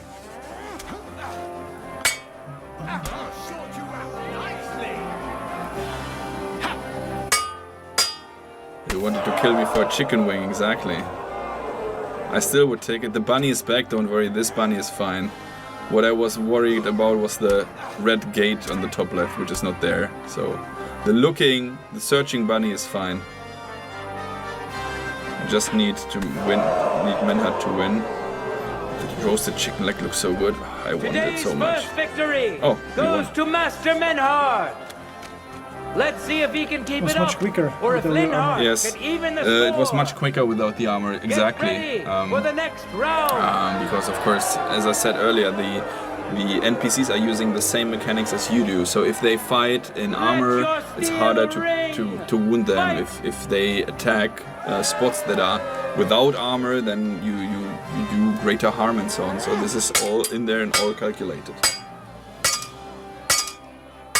And they can do all the tricks, of course. And as I said earlier, not everyone can do all the tricks. He said sorry and he got whacked anyway. Behold, Master Menhart proved his mastery. And of course they can lose as well. This is not a scripted thing, so let's see how everything turns out. Its first victory. It was the question about white screens. Can you comment? About what? About white screens. Moreover, supporting white Lady screens. Fortune has a difficult task in store Well, for we do. Linhart. But Because the again, long please drawn be determines patient that the about next that. fight This will is also all be a his. performance thing. This time And this it's is something Henry we who do will at the face end. him on the But side Dan of the Vavra and Frankfurt Victor are playing Brotherhood. both and testing both on widescreen. Cheer for So both fighters. We'll shortly now we see didn't which appreciate of it how I them showed will off best his my super opponent. sword here. But regardless of the performance, Get to it. the UI especially was designed with white screens in mind, so it's even better. In some regards. Oh no! I put the sword away. Sorry, sir. I wanted to change direction so quickly. Dude, no problem at all. Lady Luck Absolutely is no certainly problem. not I'm just on too good Linhart's against side. him. And look how wounded he is already. First duel. Easy peasy. All the blood on the ground here. Let's see if the winner can keep it up. Maybe he just wants to go to the bathhouse. Because the chat wants to go to the bathhouse. I saw that already. No time to lose. Yeah, no time to lose. Get to it. Less talking, more killing. One attack to the head. And an unstabbity stab. Come on, dude. Dude is wounded already. Yeah, no problem at all. Easy. Who's the better sword fighter again? Yeah. That makes the second victory for the Frankfurt Brotherhood. Yeah. Woohoo! Oh, Arne is our team member as well. I think he's fighting now, I guess. Right? Is he? Let's see. Let's now proceed to the third duel. The Kutenbergers will be represented by Emmeram the Butcher. Give him your support, and we'll see if he can do better than Linhart. Because his opponent will once more be Master Menhart. Uh-huh.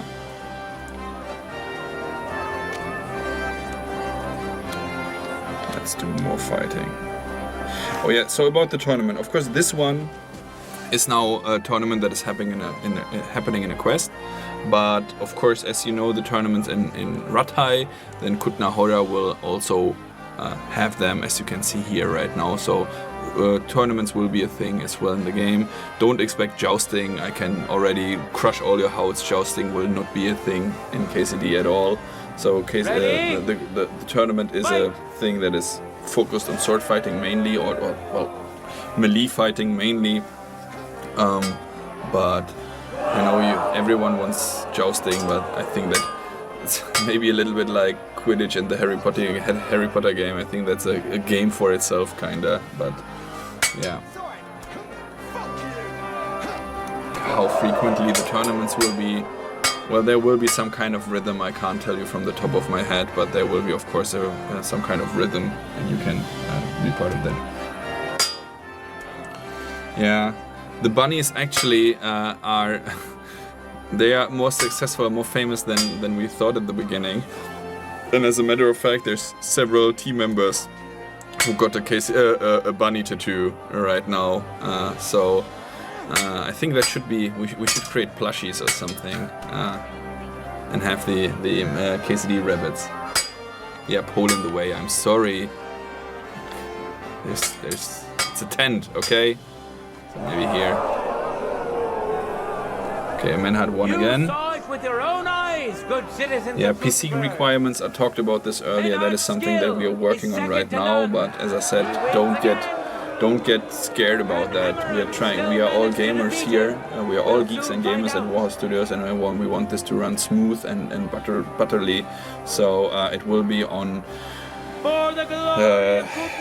common settings, I'm sure.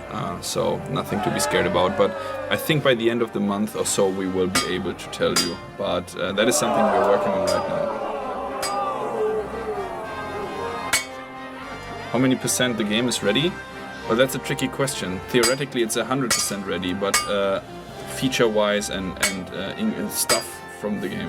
But the reality is that what we are doing right now is bug fixing mainly and optimization. So you saw a few bugs here. I think the visual ones are not. So yes, I mean visual bugs are nasty, but not a huge problem. The way worse bugs are ones that are crashing your games or whatever. So those need absolutely be gone. So that is priority number one, to have not those annoying bugs in there, but just a few as least as possible. Will face Master Nicholas. And basically, you can play the games if Nicholas can secure the first victory for the just jump in, Gutenbergers.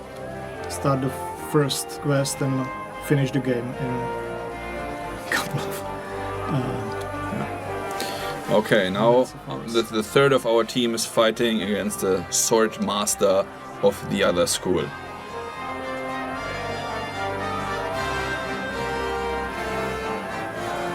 Ready? Go for it!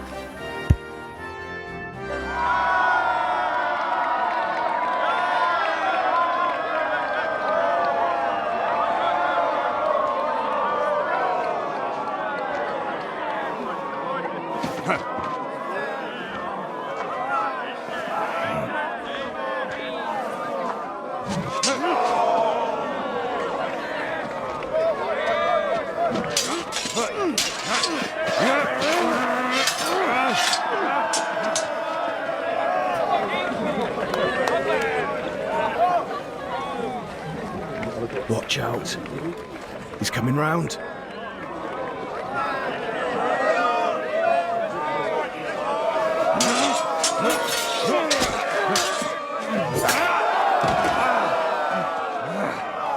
Zum Teufel!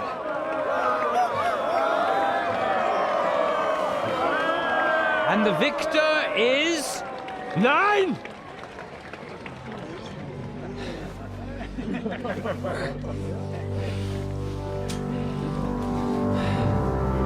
Mit der Hilfe Gottes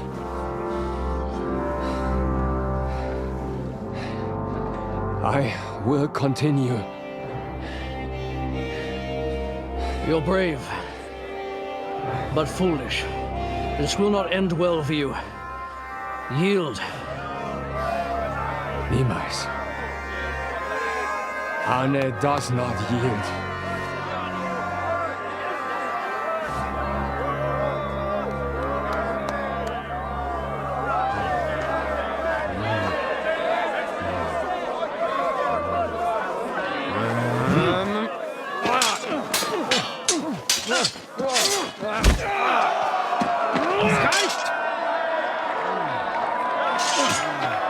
This Gefecht is over.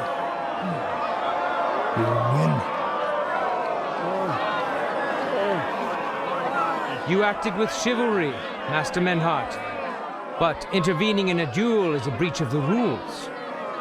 There is no choice but to disqualify you from the tourney.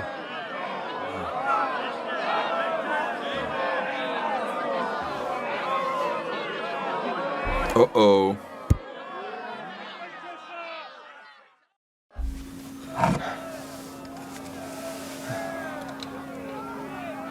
How does it look? He's badly shaken up, but that should improve in time. At first, I thought I'd have to send for the priest, but he had more luck than sense. Yeah, she does. She's doing some voodoo witchcraft on him.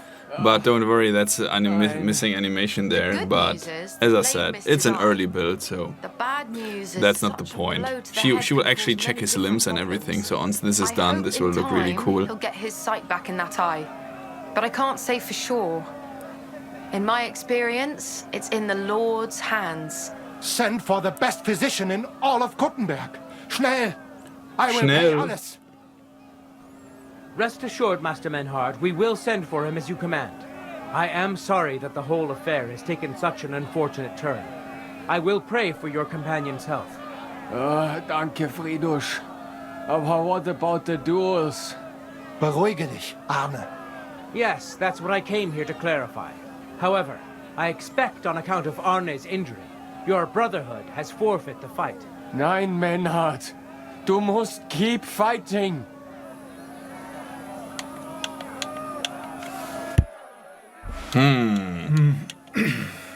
We continue 1-1-1, of course, right? Henry the Savior. Menhard and me can continue. Heinrich had recht. I want to duel Nicholas. I understand your wish, Menhard, but I can't grant it. You've been disqualified. 2 combo breaker. Scheiß drauf. I will fight Nicholas, and you better get out of my way, Fridusch. I'm warning you, Menhard. You swore to respect the results of the duels. Verdammt! Listen, Nicholas has defeated Arne, and Arne is in no shape to continue. So all 3 victories go to the Kuttenbergers. Menhard, you defeated Emmeram and Linhard, but you can't duel Nicholas. So 2 victories belong to you, and 1 to the Kuttenbergers. The only one who can still fight for you is Henry. He already defeated Linhard. So the score is 3-4 in favor of the Kuttenbergers, with 2 duels left. Hold on, Friedrich. Arne could duel, but it's clear he wouldn't win. So all the victories here belong to the Kuttenbergers by right.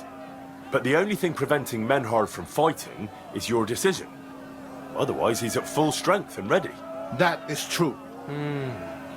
We swore we'd respect outcomes of the duels, but since there was no duel between Menhard and Nicholas, there is no outcome. So neither side can claim victory. Wise words, I must admit. The way I see it, both sides have 3 victories, and I have 2 duels left. That sounds right and fair to me. All right, so be it. So if Henry beats both Emmeram and Nicholas, you'll get the overall victory. Gut, Heinrich. Fight for us. You are ein guter Fechter. Also, Heinrich, our 500 fate EQ, and our Henry. honor lies in your hands. Okay. May fortune I hope favor Lady me. Fortune will favor me today. Well said.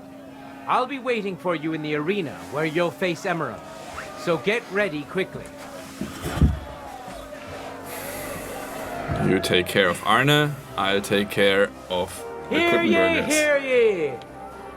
Arne the German can't take part in further duels due Arne to his the German. injuries. Sounds like so a wrestling 3 name. wins go to Gutenberg.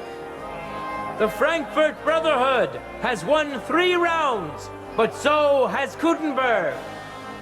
Master Menhard cannot duel against Master Nicholas since he's been disqualified from further rounds. Their duel will not count at all. That leaves us with only 2 duels left. In the first, Henry will now face Emmeram. Contenders, get to it! But I think we should, at this point, get to a little stop. We will not tell you how this duel, No spoilers. Well, spoilers. There were some spoilers, but the end of the tournament is kind of open. I can tell you already, depending on how the thing will be ending, the quest will again be different. Menhard might move into town, for instance. If you lose, things will happen differently. So again, as I said, tiny things in the game can change quests, and this was just a side quest, and we are playing for, let me see, for almost 2 hours already, one side quest. Well, of course I had to redo a little part and I was looking around a lot, but you can see that the games and the questing in KCD2 will be really hefty and chunky. I think you can easily say it's like a 80 to 100 hours game easily without any DLCs in mind. So it will be a huge game, a lot of things for you to discover, a lot of things for you to play with. Is there anything that you are still want to know? I think we covered most of the questions in the chat. As I said, the optimization is something we're doing right now. So PC specs will come a tiny little bit later. Bathhouse will of course be in the game, and how it will actually look like is something you will see in the game. I was talking about the collector's edition that is still available, unfortunately only in the United States. So, well, if you're lucky, maybe you can find them somewhere in Europe still, but